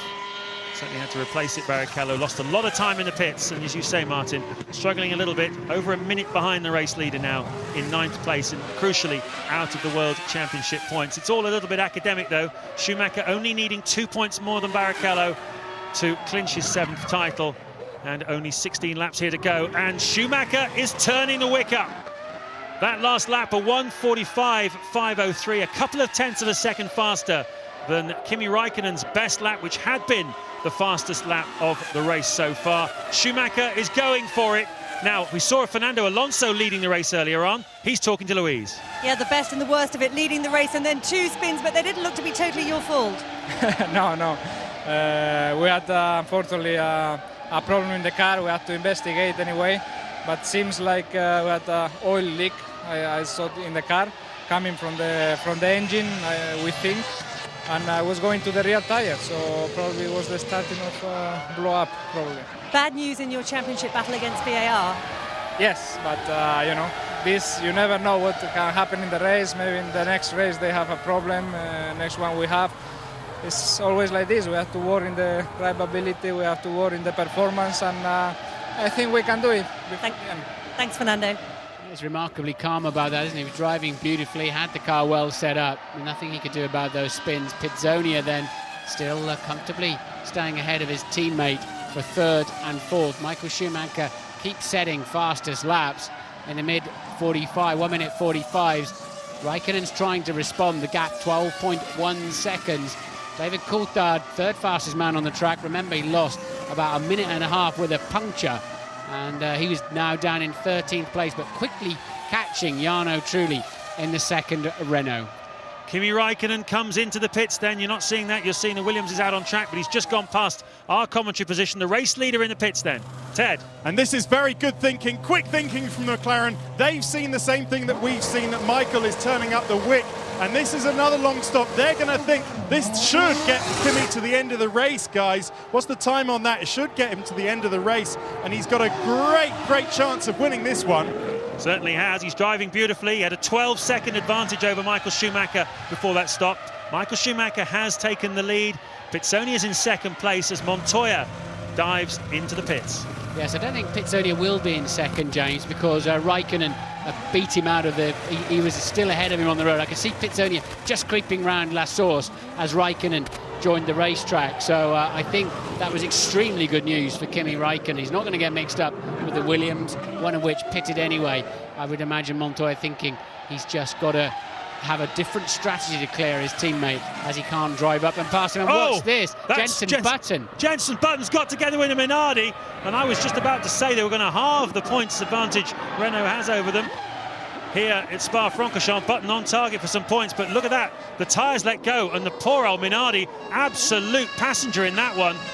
Absolutely shocking luck for him.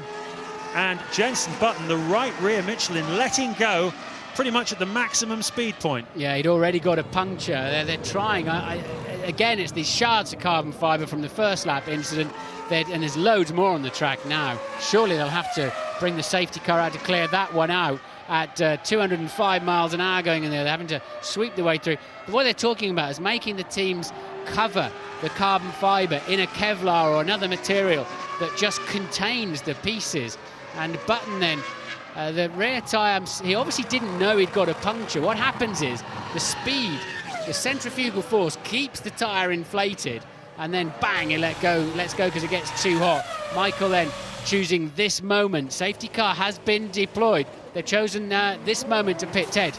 Oh, but this is a disaster for Kimi Raikkonen. Michael comes out. Is that a long stop towards the end of the race? We think it is. So there you go. They're both fueled to the end of the race. Juan Pablo Montoya is also coming in now. But guys, that surely eradicates Raikkonen's advantage. Absolutely, Ted. It's the worst thing could possibly have happened. It wasn't Montoya. It was Pitsonia making the stop there, because Montoya already been in twice. We saw him just before that incident of Jenson Button. So Pitsonia also getting a good break in his battle with Juan Montoya. But from the point of view of who's going to win this Grand Prix, Kimi Raikkonen, there you can see formed up behind the safety car. And what was 12 seconds is now nothing. Here's a replay from onboard Montoya's car of that Button incident. Yes, they're all fueled to the end now then. And there's the debris. Minardi on the right, the innocent Minardi on the right. Jenson Button walking back home, and some made pit stops under safety car, which is almost a free pit stop in terms of track time. Raikkonen didn't. Michael Schumacher did pit. It depends where he comes out in the snake of cars, how close he is to Kimi Raikkonen in terms of from the quick shot we saw.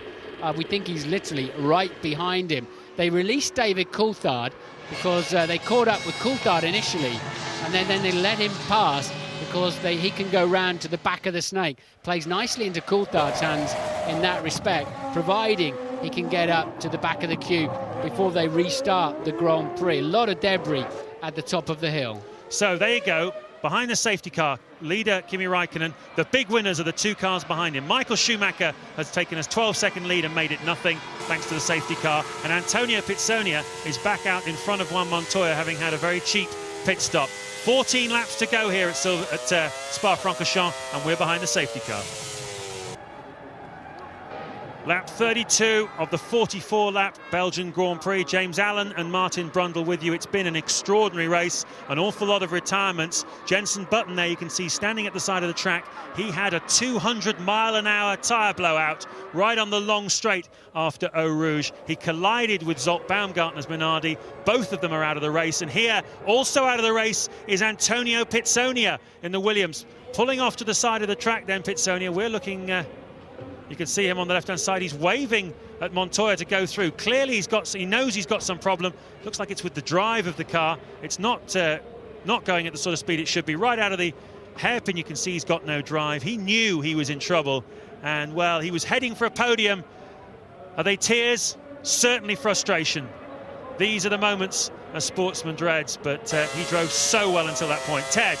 Down at Williams, we think it's a gearbox problem. Apparently, they tell me that Pitsonia radioed back. He said, I've lost all the gears, I've lost drive. So a gearbox problem. They've had a couple of gearbox gremlins earlier on in the season, have Williams, but nothing for quite a while. What a shame. Gearbox problem putting end to Antonio Pitsonia.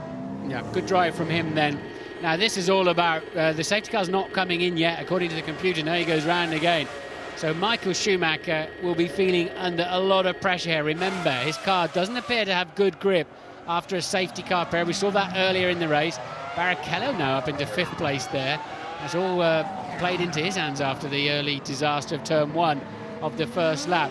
Michael knows he's got to stay so close to Kimi Raikkonen because Montoya is ace at these restarts, done a lot of it in America, and Michael knows he's either going to be giving out pressure to Raikkonen or receiving a lot of it from Montoya. You can see he's working very hard here to keep heating the tyres. We saw early in the Grand Prix we had a safety car right at the very start, and after that Michael Schumacher dropped several places. He was passed by Coulthard, he was passed by Juan Montoya spectacularly into the bus stop chicane because his tyres not up to temperature. And, well, Montoya will be looking to capitalise on that again. They will want this safety car to go as slow as possible. Raikkonen will make sure they go as slow as possible. Louise Goodman, though, is with the boss of the BAR team. We've seen Jenson Button crashing out. Perhaps Dave Richards can shed some light. Yeah, I am with Dave Richards. It's been a bad weekend for the team, really, but a very lucky escape there for Jenson. Yes, obviously it's the high-speed part of the circuit, and he got away with it relatively lightly, I'd say. Now, the Michelin technicians have been to see you. Have they been able to shed any light on what had occurred? Well, clearly not. We need to look at and quite frankly, with the amount of debris around there now, it'll be hard to tell. But it's obviously a high-speed part of the circuit, a bit of debris pickup, who knows? Bad luck, David. Thank you.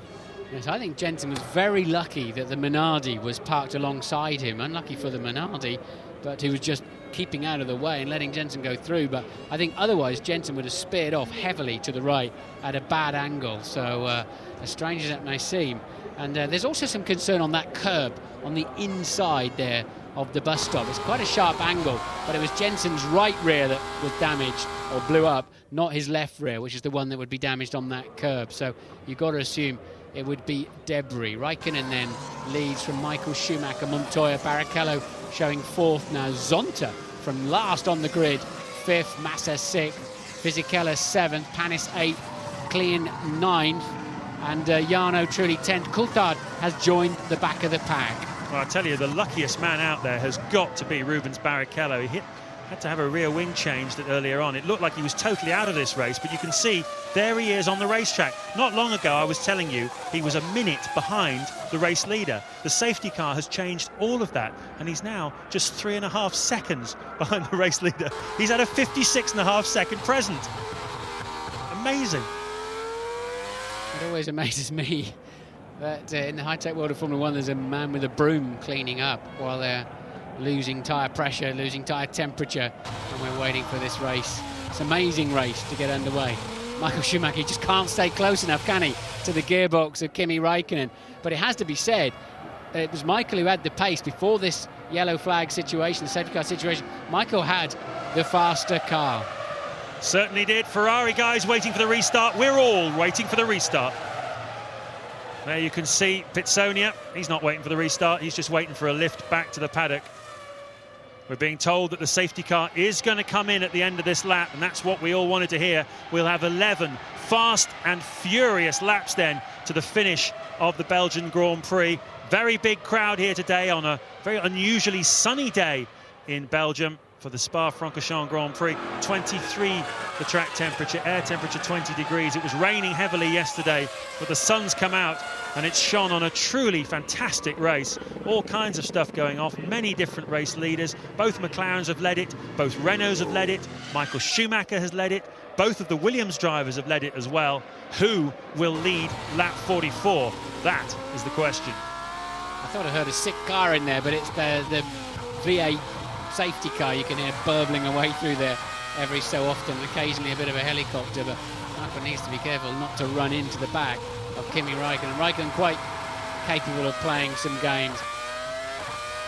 And Schumacher will turn off the traction control. Look at the front left tyre. Look how low the pressures are. The tyre's waggling around on the rim. That's just how low those tyre pressures have got. In a half-speed corner, really.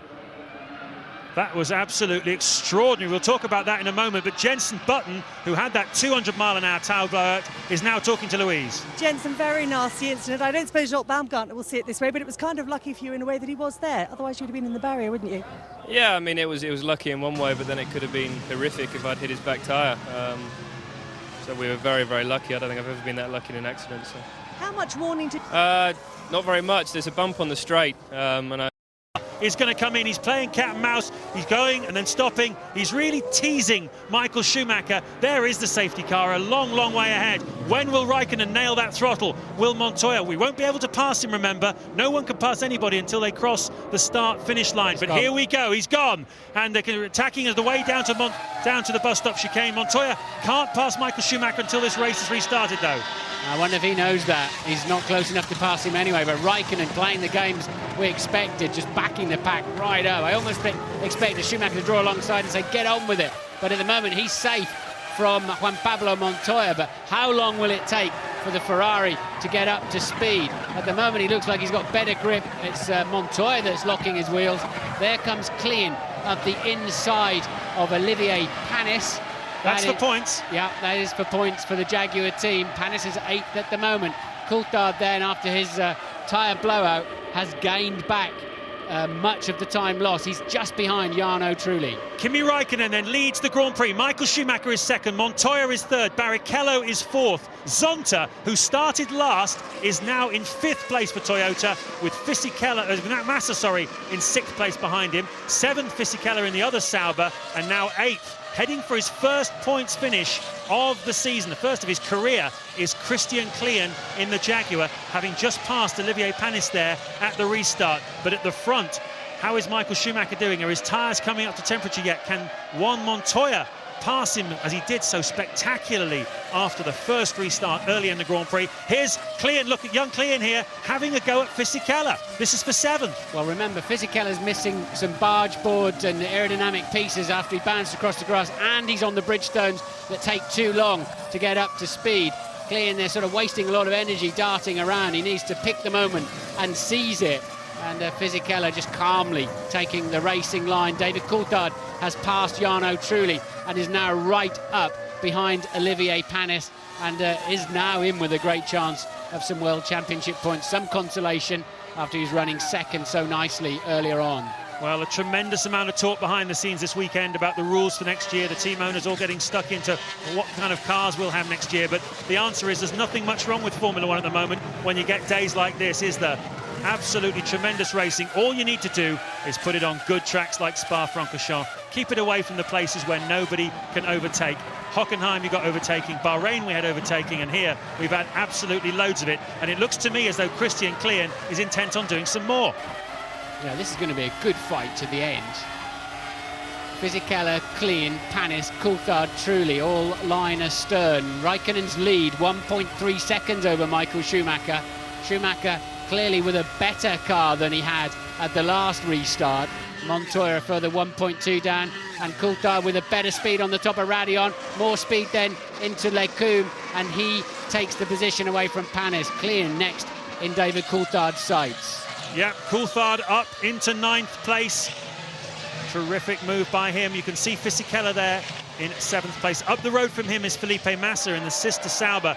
But, well, Massa had a few problems himself on the opening lap, some damage, contact with other cars. Fisichella has had a new front wing, so nobody really of these guys has escaped any kind of injury, except Christian Klein. He's got a healthy car under him, and he looks like he's pretty intent on doing some work here. Raikkonen leading by 1.3 at the front from Michael Schumacher. Further 1.2 behind them is Juan Montoya. Rubens Barrichello 4th, a second and a half behind Montoya. Zonta still there in 5th. And as we said, Massa in 6th at the moment with just 9 to go here at Spa. Just 7 laps to go in the Belgian Grand Prix, and Kimi Raikkonen is leading Michael Schumacher by 1.5 seconds. Raikkonen bidding for his first Grand Prix victory of the 2004 season. Only Jarno Trulli has got up on the top step, apart from Michael Schumacher this year. Can a McLaren driver do it? Raikkonen's been threatening to all summer, and here at Spa-Francorchamps, he's really kept his head. He's driven absolutely wonderfully, and look at this. Juan Montoya was in 3rd place, and that's yet another puncture. We've seen collisions, a lot of collisions this afternoon, and a lot of punctures, but you have to say, particularly the Michelin runners, David Coulthard had one, Jenson Button a spectacular one, now Montoya. Yeah, Michael Schumacher's going to take a good half second out of Raikkonen's lead, 4/10 in fact. But remember, just before the last pit stops, it was Michael Schumacher who had the faster car. and now he can continue to put Raikkonen under pressure. Ted. Montoya in, Sam Michaels taking a good look at the rear wing to see if that's damaged. It looks okay, but has he switched off the engine? He has switched off the engine. So retirement then. Oh, what luck. Retirement for Juan Pablo Montoya. But just before we go back to you, Pascal Vasselon from Michelin came up to Ron Dennis at McLaren to assure him that these weren't pure tyre failures, that they must have been the result of some debris. Whoa, absolutely huge impact there. Who is that? It's the leader, is it? Or is it Coulthard? It's Coulthard. David Coulthard, 8th place. Well, he was hit really hard years ago by Michael Schumacher, and look what's happened to him. Piece of bodywork there over his, it looks like his own front wing is over his own rear wing. Absolutely enormous frontal impact. And David Coulthard, who was in a points position, look at this, whack into the back of Klein. Yeah, he went to pull around the outside of Klein. Klein went to take the normal racing line. DC just a touch too close on the top of Radillon. And that could have been a seriously nasty accident. Will put him out of, he was in a points-paying position in P8 and was just about to nail Klein for 7th. So Coulthard then, another difficult afternoon. What's the lead? The lead's still 1.1 seconds. We have now just 9 runners, and the safety car's been deployed. It has. Well, once again, I think, and it's pretty right, you'd have to say, there is clearly more carbon fibre debris on the racetrack. That has been, as much as anything else here this afternoon, the story of this Grand Prix. We've had collisions. They've led to little bits of carbon bodywork and parts of suspensions being left on the racetrack. It's cut tyres, and we've had high-speed blowouts because there are so many high-speed parts of this Spa-Francorchamps circuit. The latest victim is David Coulthard, but Jenson Button has also fallen victim to it. So has Fernando Alonso. And, well, it's very much, as I say, one of the stories of this Grand Prix. So another restart, another safety car procedure first, then another restart. Just 5 laps to go here. And we've seen how the Michelin tyres tend to prefer the restarts compared to the Bridgestones. Is this going to play into Kimi Raikkonen's hands? Is this going to give him that little advantage he needs? So you can see again that horrifying shunt for David Coulthard. Yeah, he managed to keep it out of the barrier, so his suspension should be intact. I don't know, a lot of, I mean, he's lost his camera, I noticed, and other things like that, so a lot of debris streaming back over the car. And I don't think Klein made a big move. He obviously surprised David Coulthard. Coulthard very, very close and beginning to move around the outside, just as Klein decided to head towards that side of the track. One of those things, I think, but surely Coulthard out of the race, and another chance then for Michael Schumacher to close up on Kimi Raikkonen. There you can see David Coulthard under the watchful eye of Ron Dennis. One of his cars is leading this Grand Prix. His other one was in 8th place. Antonio Pizzonia, well, he had a very strong afternoon for BMW Williams. Looked like he was on for a podium, Louise, but it wasn't to be. Yeah, that's right. Poor Antonio. As James has just said, a very strong race. Looked like you were going onto the podium. All came to nothing. Well, I came to Spa with a target to be on the podium, my first podium in F1, and I think I proved today that that was possible, you know. Unfortunately, I lost all the gears on the car. I don't know exactly what happened yet, if it was a gearbox problem or drive shaft or something. It's a bad day for the team because I just heard Juan Pablo had a problem as well, and we'll see. Day to forget for sure. But like you say, you came here with a point to prove. Do you feel you've proved something? I don't know. I think it's up to you guys to judge that. I know I can do a good job, and I think I'm doing a good job for the team. Bad luck. Thank you. I think without doubt he proved that he can run at the sharp end of a Grand Prix and was handling it nicely. When we saw the forward shot, the head-on shot there, Klein did move across the track a bit more than it first appeared. Whatever, he is entitled to do that. It's the racing line, but he quite clearly surprised David Coulthard with that. Coulthard did graze the barrier, as we also saw from that face-on shot. And can he get back to the back of the pack? And I'd just be slightly nervous of what else is damaged on that McLaren. But more debris on the racetrack then. But we know that Raikkonen can control the pace and should have a quicker car, certainly over the first 2 laps of the restart. Only 10 runners then. The last man to retire was Juan Montoya, and Louise has got him as well. Juan Pablo, I was expecting you to be storming out of the garage. You're looking fairly sort of calm. Oh, you know, what can you do? You know, it's racing. It's not the first time that happened, and you know, what can you do? It seemed you had a puncture, but then you've retired the car. Was there some other issue as well? No, when the tire broke, I don't think it was a puncture. I think something major happened on the rear tire. It just broke all the rear suspension, broke everything. Safer to stop. Thanks, Juan Pablo. Thank you, Louise. Working hard down there. Let's just recap on what happened this afternoon. Then the first lap crashes triggered by Mark Webber took out Sato, Webber, Bruni, Pantano. Also put Rubens Barrichello out of contention, it seemed. Had to change his rear wing, but he's managed to fight back. This the second safety car really helped him and brought him back into contention. He's on, would you believe, for third place here this afternoon. But if it stays like this, Michael Schumacher will be world champion for the 7th time, because he'll have the 2 points more that he needs over Rubens Barrichello. He is second, Barrichello is in third place. Kimi Raikkonen, just one of a number of race leaders we've had here this afternoon. In the early stages, it was all about the two Renaults, Jarno Trulli and Fernando Alonso. Tremendous pass by Juan Montoya on Michael Schumacher at the first restart. Safety car coming in this lap then. Jarno Trulli, well, he was put into a spin by Juan Montoya, a very, very speculative passing move that will be investigated after the race by the stewards. That put Trulli right down the field. He's now in 9th place. Tremendous battle then between Montoya and teammate Antonio Pizzonia, who then had to retire. We've just heard from him.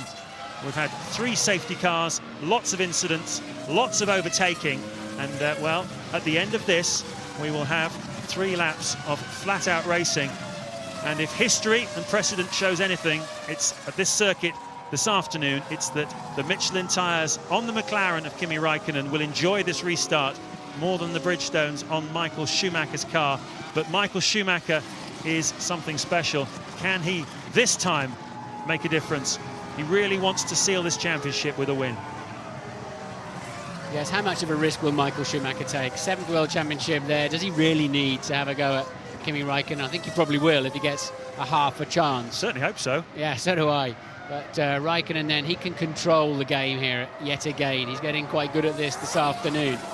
And but McLaren will be frustrated that it was the incident with Klein and Coulthard that created this safety car. But or will they? Because Michael Schumacher was just getting into his rhythm again. Certainly was. The gap was down to 1.1. He'd just taken 4/10 out of Raikkonen in one flying lap.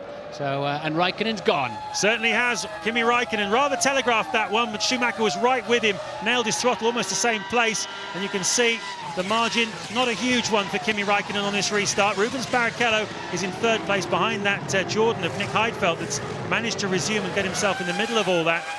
And then you can see Zonta is there as well, on for 4th place here this afternoon if he can keep it going.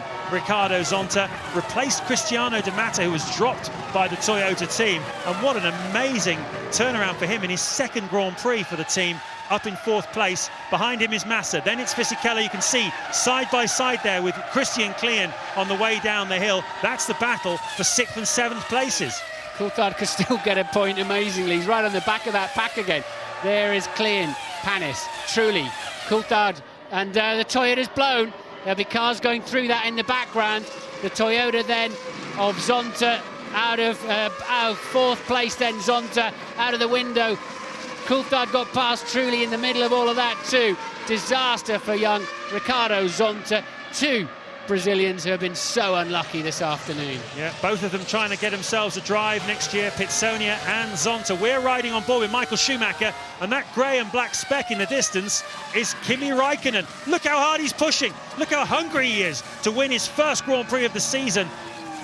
Fantastic drive today here by Kimi Raikkonen, really underlining his class. And it was very telling on Friday when Ross Brawn had a press conference.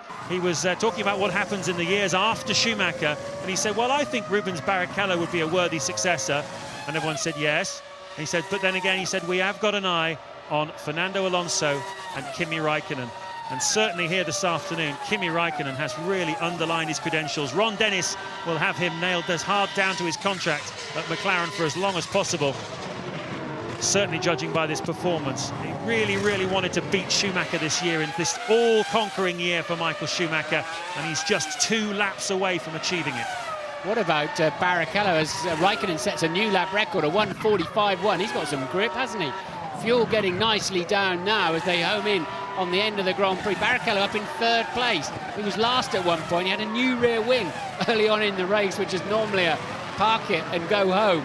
Incredible afternoon of racing, but Raikkonen is absolutely flying. And Coulthard passes Panis. That's for 7th place. He's now got 2 points in the bag, and he'll be having a look at the back of Klein for the 2nd time this afternoon quite soon, and he'll be somewhat more cautious this time. Certainly will, having hit him last time and knocked his nose off. A spectacular crash for David Coulthard. His eyes are going to be the size of saucers at the end of this Grand Prix. He's got a Jordan to navigate first, the lapped car of Nick Heidfeld, 4 laps down on the race leaders. Let's hope he gets out of David's way as quick as possible. There you go, well done, Nick. And Coulthard is after Klein again. I tell you, super brave stuff from Coulthard, because having sort of scraped along the barrier at 180 miles an hour, the nose came off above his head, wiped the camera out just above his head, and he's gone back out and nailed it. Quite impressed with that. Raikkonen, though, even more impressive with a 1:45.1. His lead was 2.3 seconds. Barrichello falling away, 5 seconds behind in 3rd. So Massa and Fisichella in the 2 Saubers then, 4th and 5th. Well, Kimi Raikkonen absolutely flying. His last lap, a 1:45.1. And that's as fast as anything we've seen here this afternoon. Mesmer from Finland, Kimi Raikkonen, just 24 years of age. Look at that. Extraordinary pace. The kind of driving we're used to seeing from Michael Schumacher. And now he's going to cross the line to start his final lap of the Belgian Grand Prix. Schumacher is over 2 seconds behind him, and his World Championship is his, provided he can just complete the last lap. He's now 3.5 seconds behind. Surely he's settled for 2nd on the road. It'll hurt him to finish 2nd on the road. He doesn't like it at all, but he will have his 7th world title with Rubens Barrichello 3rd behind him. Nothing he can do to prolong this championship battle. Amazing stuff here at Spa-Francorchamps. Massa up to 4th, Fisichella 5th, Klein 6th, 7th, Coulthard 8th, Panis. Toyota look like they'll get some points here this afternoon. Christian Klein will get his first points of the season in 6th place for Jaguar. It will indeed. Panis and Trulli look like they're going to miss out on the points. There are just 10 runners at the moment, with Heidfeld bringing up the rear in the Jordan. The sort of day where Jardy might hope they could steal some points, but doesn't look like it's going to happen. Minardi's so unlucky, being Bruni getting caught up in somebody else's accident on the first lap, and then Baumgartner just taken out of the race as Jenson Button had a puncture. So they've been plain unlucky. But at the moment then, it's Panis bringing up the rear in 8th place for the final point. Raikkonen, Michael Schumacher, Barrichello, Massa, Fisichella 5th, Klein 6th, Coulthard up to 7th. As I said, Panis 8th. Well, word clearly hasn't reached Kimi Raikkonen that Schumacher has settled for 2nd place. Absolutely flying, total commitment, absolutely amazing performance here. Into the bus stop for the final time. A 27-race losing streak for Kimi Raikkonen comes to an end. He missed out on the world title by only 2 points last year, but he's beaten Michael Schumacher in the Belgian Grand Prix. A magnificent win for Kimi Raikkonen. Well done to him, but Michael Schumacher gets his 7th Formula One World Championship on a truly eventful day for Formula One racing. Some questions certainly to be answered after the Grand Prix, but no doubt who the winner is. It's Kimi Raikkonen, and he's known as the Iceman, but even he could excuse himself for a little emotion now, I think. Well, he had speed, didn't he, right from the beginning. He hunted down the Renaults very quickly. He was just hooked up from the word go, and very much deserved that victory, Kimi Raikkonen. Brilliantly taken, kept his head through all the turmoil, obviously kept out of the debris too. One of the lucky Michelin runners not to pick up a puncture this afternoon, but won it with flair and speed. And a huge boost for the McLaren team after such a difficult afternoon. A difficult season, I should say, for them. Very poor start, with Raikkonen retiring from the first 3 Grand Prix. And that smile of Ron Dennis's says it all. We're back in business. We've got a quick car, and we've used it very effectively here at Spa this weekend. Raikkonen winning the Grand Prix. Great drive by him. Really gutsy drive by David Coulthard after all his problems, that huge crash. Gutsy drives right the way through the field, Martin. This is probably the most difficult driver of the day decision you'll ever have to reach, isn't it? Oh, I didn't even give it any thought yet. I think it's comfortably Raikkonen, to be honest. Raikkonen was the man that made the difference. Ted.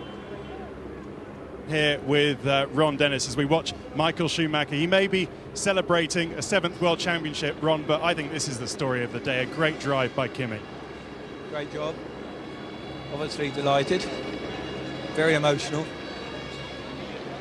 But he just, on the day, delivered. It's so many issues that we handle, the pace cars and everything, and his sensational fastest lap, just when it mattered. Where does that emotion come from? The pain of the beginning of the season? No, you know, we exist to win. What do you think the decisive factor was today for Kimi? Well, I think we really sacrificed some performance yesterday to have the speed today. And at the end of the day, you know, it was all about yesterday. Very frustrating. He lost 1.2 seconds on the bus stop in his qualifying lap yesterday, which would put him 4th on the grid. He had an impact with one of the Saubers and damaged the floor, which we had to sort of accommodate in diff settings, but at the end of the day, he just did a great job. Very emotional. Thanks very much, Ron Dennis. Yep, Kimi Räikkönen starting 10th on the grid, as Ron Dennis said. Difficult day for them yesterday, but tremendous performance today. What do you think made the difference today for Räikkönen? I think he had just raw speed around here that didn't, as Ron pointed out, wasn't fully demonstrated yesterday. Remember, he made that error, didn't he, in the final chicane, and sort of threw it away, really, but made up for it this afternoon with just incredible pace, kept out of trouble, kept out of the debris, and didn't get flustered when he had Michael Schumacher breathing down his neck and catching him there on a couple of occasions, and still had the audacity to play around with the safety car situation and just tuck Michael up, and he tried to back him into Montoya a couple of times. Well, the day, of course, belonging to Michael Schumacher with his 7th World Championship, but certainly a lot of people are going to be talking about the performance of this young man. And well, he sort of spoiled Michael's party in a little way, hasn't he? We'll be talking about Schumacher, no doubt, plenty in the rest of the programme. But just assess for us the quality of Kimi Räikkönen. Is he the best after Schumacher? Is he as good as Schumacher? Where is he? I think the consensus in the paddock is Räikkönen is the most polished all-round performer alongside or just behind Michael Schumacher. And I think we're all looking forward to Kimi Räikkönen, Fernando Alonso, Mark Webber, Jenson Button into the future. That's going to be something quite spectacular. So we've got some brilliant talent coming along. At the moment, Räikkönen is the shining light there.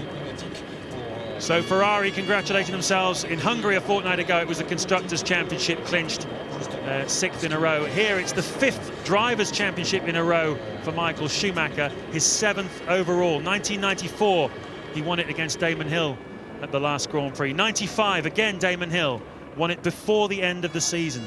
The year 2000, tremendous race with Mika Häkkinen, the final Grand Prix of the season, he won it. 2001 against Coulthard, long before the end. Again, same story in 2002 against Barrichello. Last year, it went right to the wire between him and Kimi Räikkönen, and he won it, scraped home by 2 points. But this year, he has utterly dominated the championship, won it well before the end of the season. And here at Spa, which has never seen a champion crowned before, it's about to salute the first ever 7 times Formula One world champion, the man on your left, but the man in the middle, standing higher, is Kimi Räikkönen.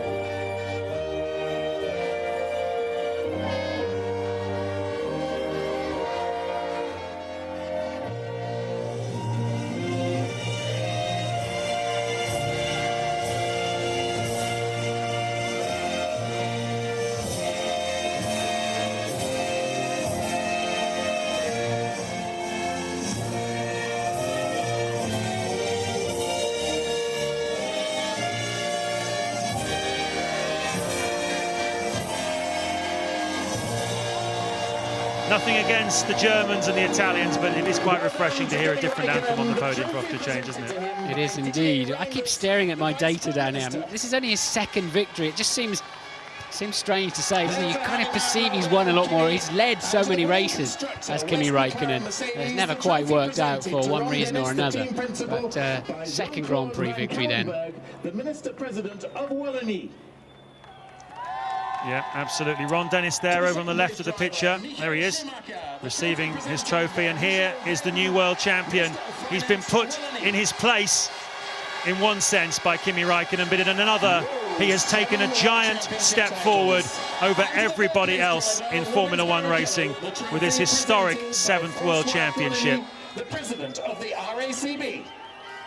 And there is Rubens Barrichello. Well, he gained almost a minute behind that safety car.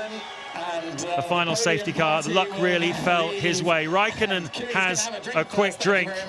It's been, Martin, an absolutely stunning Belgian Grand Prix. And really, on the ultimate driver's circuit, we stand and salute the ultimate racing driver. 7 times world champion Michael Schumacher. But Kimi Räikkönen today, he's given us a glimpse of the future. Yes, high drama. Forget that Hungarian yawn. This was a classic Spa spectacular. Second, first of the losers, not today. Michael Schumacher is the champion. Kimi Räikkönen finishes and wins at Spa for the first time. Absolutely brilliant. Big celebrations going on behind me in the McLaren motorhome. McLaren breaking their duck here, their first victory in 27 races. Michael Schumacher becomes the overall champion, though. Kimi Räikkönen, second win of his career, ahead of Michael Schumacher. Those 2 points ahead of Rubens Barrichello, absolutely crucial. They mean Michael's 7th world title. Massa 4th for Sauber. Good race this for the two Saubers. Fisichella coming in 5th. Klein, that's the first points of his career for the young Austrian in the Jaguar. Do him no harm at all. David Coulthard recovering to pick up a couple of points, and Olivier Panis, the veteran Formula One senior citizen, scoring for Toyota. So it's 40 points clear, 4 to go. It means Michael Schumacher is the world champion. Even if Rubens wins the rest of the 4 races in the season, Schumacher wins it on countback. We go straight to the press conference. Marlborough, second and clinching his 7th Drivers' World title mathematically. Michael Schumacher for Scuderia Ferrari Marlborough, and winning for the 2nd time in his career for West McLaren Mercedes, Kimi Räikkönen. Kimi, an eventful day, a great race, and an alarming first corner from your point of view. It looked as if Felipe Massa was right up inside you there. Yeah, and I got quite good start and went outside, and halfway through the corner, I think so was Massa hit me on the rear. And the car felt it really funny, and I almost came in because I thought that something broke on the rear. But I kept going, and there was only a little damage on the floor, and then got past Michael after the restart. But after that, when I got past Michael, I got some sort of problem with the downshift. So every time when I tried to downshift, the car was just pushing forward and the gears were not going on. So the whole race I was struggling. I was quite slow on that point, but then sometimes it started to work, and I was turning the switches all the time and tried to get the car back on the finish line. And it wasn't easy to try because that, but at least it was quick enough to win. Amazing. And talk about that last restart, because the pressure was on there. Michael right behind you, a few laps to go, everything to play for. Yeah, I knew that the Michelin should work pretty well after the restart, and it's quite often when we slow down after really fast laps, the tires even gets better. So the tires worked very well on the first and second lap after the restart, and I think so I got the fastest lap on that on the restart lap. So I couldn't hope better results today. An incredible win, the first win for your team since Malaysia 2003. Your thoughts on finally the team returning to the podium? It's very good for the team and for me. We have had such a difficult season, and finally when we got the 19B out, we have got some speed and results, but we've still been struggling to finish sometimes, and finally now we got what we deserved, and hopefully we can keep it up until the year and challenge for next year for a title. Congratulations. Michael, what a day. Difficult to know where to start from your point of view, but so let's hear it from you in those early laps. Obviously, you faded a little bit. Was that a question of the tyres coming up to temperature at a different rate to perhaps that of your opposition?